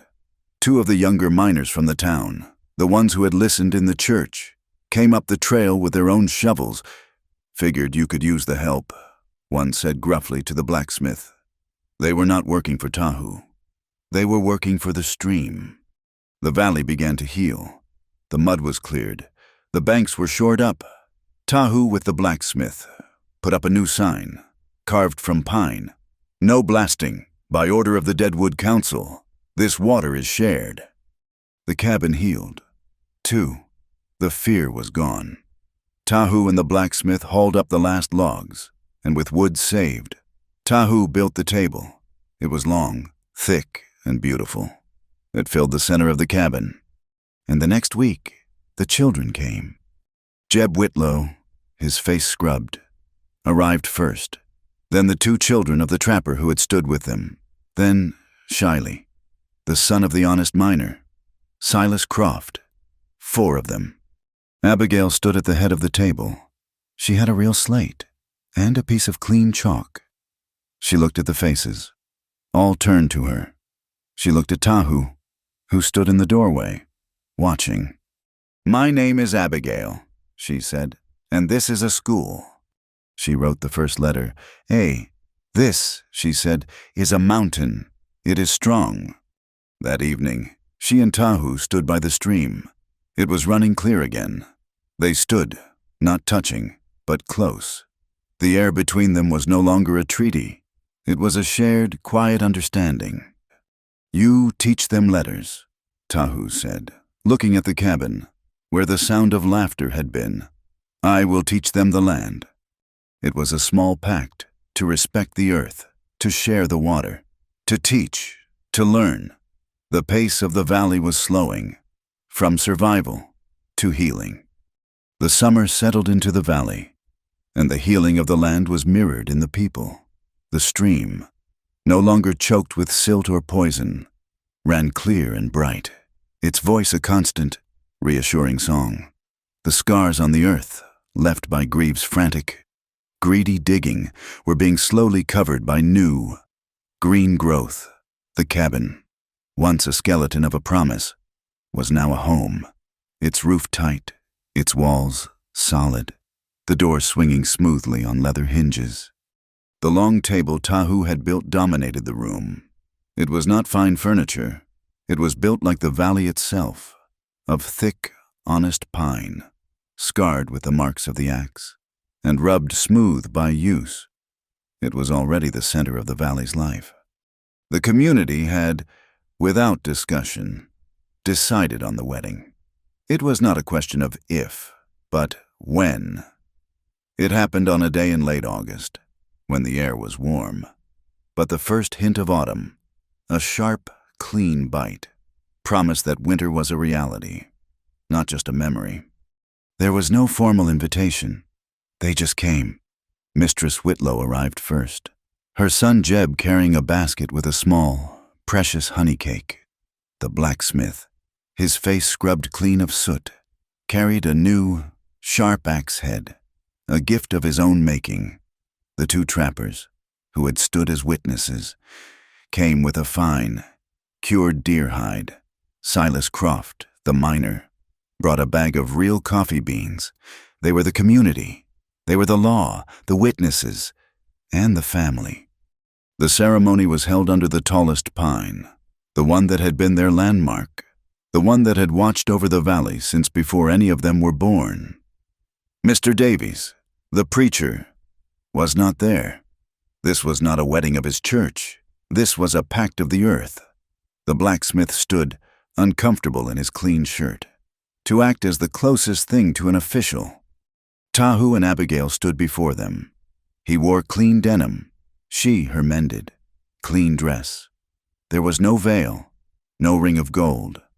On the long table, which they had carried out into the sun, sat two objects: the simple wooden circle, the bracelet Tahu had carved, the one marked with the sign of the water, and beside it, the splintered rough board with the letters ABIGAIL burned into its surface, and the small, red moon in the corner. The blacksmith cleared his throat. "We are here," he began, then stopped. He looked at the small crowd, at the cabin, at the stream. "We are here," he started again, "because we are a community, and these two, they are the center of it. They have words to say." He nodded at Abigail. She had not known what she would say. She had not practiced. She looked at Tahu, at his steady, dark eyes. She looked at Mistress Whitlow, who smiled at her. She looked at Jeb, at the other children. She was not afraid. She picked up the wooden board, her board. She held it not as a shield, but as a banner. "My name," she said, and her voice, which had once been a dry rasp, was clear and strong, echoing in the quiet valley. "My name is Abigail, and I choose this valley. I choose this home." She looked at Tahu. "I choose this man." She set the board down. It was done. Tahu stepped forward. He did not look at the crowd. He looked only at her. He picked up the wooden ring. He held it in his calloused palm. His voice, a low rumble, was for her, but the wind carried it to the others. "The white man," he said, "he takes a wife. He keeps her like property, like a horse, like a claim." He looked at her, his eyes tracing her face, the face he had watched harden and soften, the face he had seen in the rage of the storm and the peace of the fire. "I will not keep you, Abigail," he said, his voice rough. "You are not a thing to be owned. I will not keep you." He took her hand, her strong, calloused hand. I will keep my promise to you, he said. I will keep this home with you. I will keep this valley for you, and with you, my hand, my axe, my life. They are in this. This is my vow. He slid the simple wooden circle onto her finger. It was not a band of possession. It was a circle of partnership. The blacksmith, wiping a tear from his eye with a sooty knuckle, said, "Well, that is done." And the small crowd cheered. It was not a loud noise, but it filled the valley. They saw the two figures at the edge of the trees then. One, standing far back, a shadow in the pines. Unmoving. Elias Turner. He watched his daughter, the daughter he had sold, be honored. He watched her stand as an equal, a leader. He saw the table, the food, the community. He saw a world he could not enter. He did not move. He did not come forward. After a long time, he simply turned and disappeared back down the trail to Deadwood, a ghost leaving a feast. The other figure, however, was closer. Clive. He stood, shifting, his face a mask of old anger and new, profound shame. He watched Abigail, his sister, the woman he had tried to sell, the woman who had saved his life. The community grew silent, watching him. The trappers' hands moved, slowly toward their knives. Tahu stood, his hand not on a weapon, but on Abigail's arm. Clive took one step forward, then another. He walked, not to them, but to the long table. He was holding something, his hunting knife, the one he had used to mark the tree, the symbol of his small, mean power. He stood at the table, his head bowed. He looked at the honey cake. He looked at the axe head. He looked at the board with his sister's name. Then, with a quick, jerky motion, he set his knife on the table. He laid it flat, the blade pointing away from them. A surrender, a payment, an apology. He did not say a word. He turned, and, half running, he followed the path his father had taken, back into the world that understood him. Abigail looked at the knife. It was a good knife. She picked it up. She tested the blade. "It will be useful," she said, "for the kitchen." She set it down, and the community, breathing again, surged forward, to the food, to the celebration. Life settled in. The stream, clear and cold, ran on. The valley, which had been a battleground, was now a sanctuary. The sound of children's laughter, a sound that had never been heard in that high, lonely place, became common. "A," Abigail said, her chalk sharp on the slate. "It is a mountain." "B," she said, "it is a shelter. It has a strong back." "C," she said, "it is a crescent, like a new moon." Jeb and the trapper's children, and young Silas Croft, sat at the long table, their faces intent. They were learning. They were building a future, one letter at a time. The sound of their voices, repeating the alphabet, was a happier song than the stream. The laughter from the porch was loud. The school grew. By the next summer, 2 more families, encouraged by the Whitlows and the safety of the valley, had built cabins downstream. The long table was no longer long enough. The blacksmith, in his spare time, was forging the iron for a small bridge, to make it easier for the children to cross the stream in winter. One evening, Tahu sat on the porch, watching the stream. He was carving. He was not carving a weapon. He was carving a small, wooden bird for one of the children. Abigail came out. She was holding a piece of paper, a large one, from a new ledger.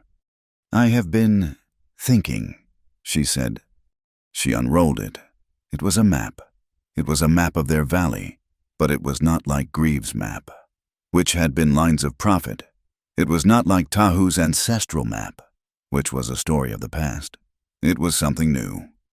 "This is us," she said, pointing to the cabin. "And this is the stream. But the old maps, they only showed one way, the way back to Deadwood, the path of escape. or the path of trade. Her finger traced a new line, one she had drawn in charcoal.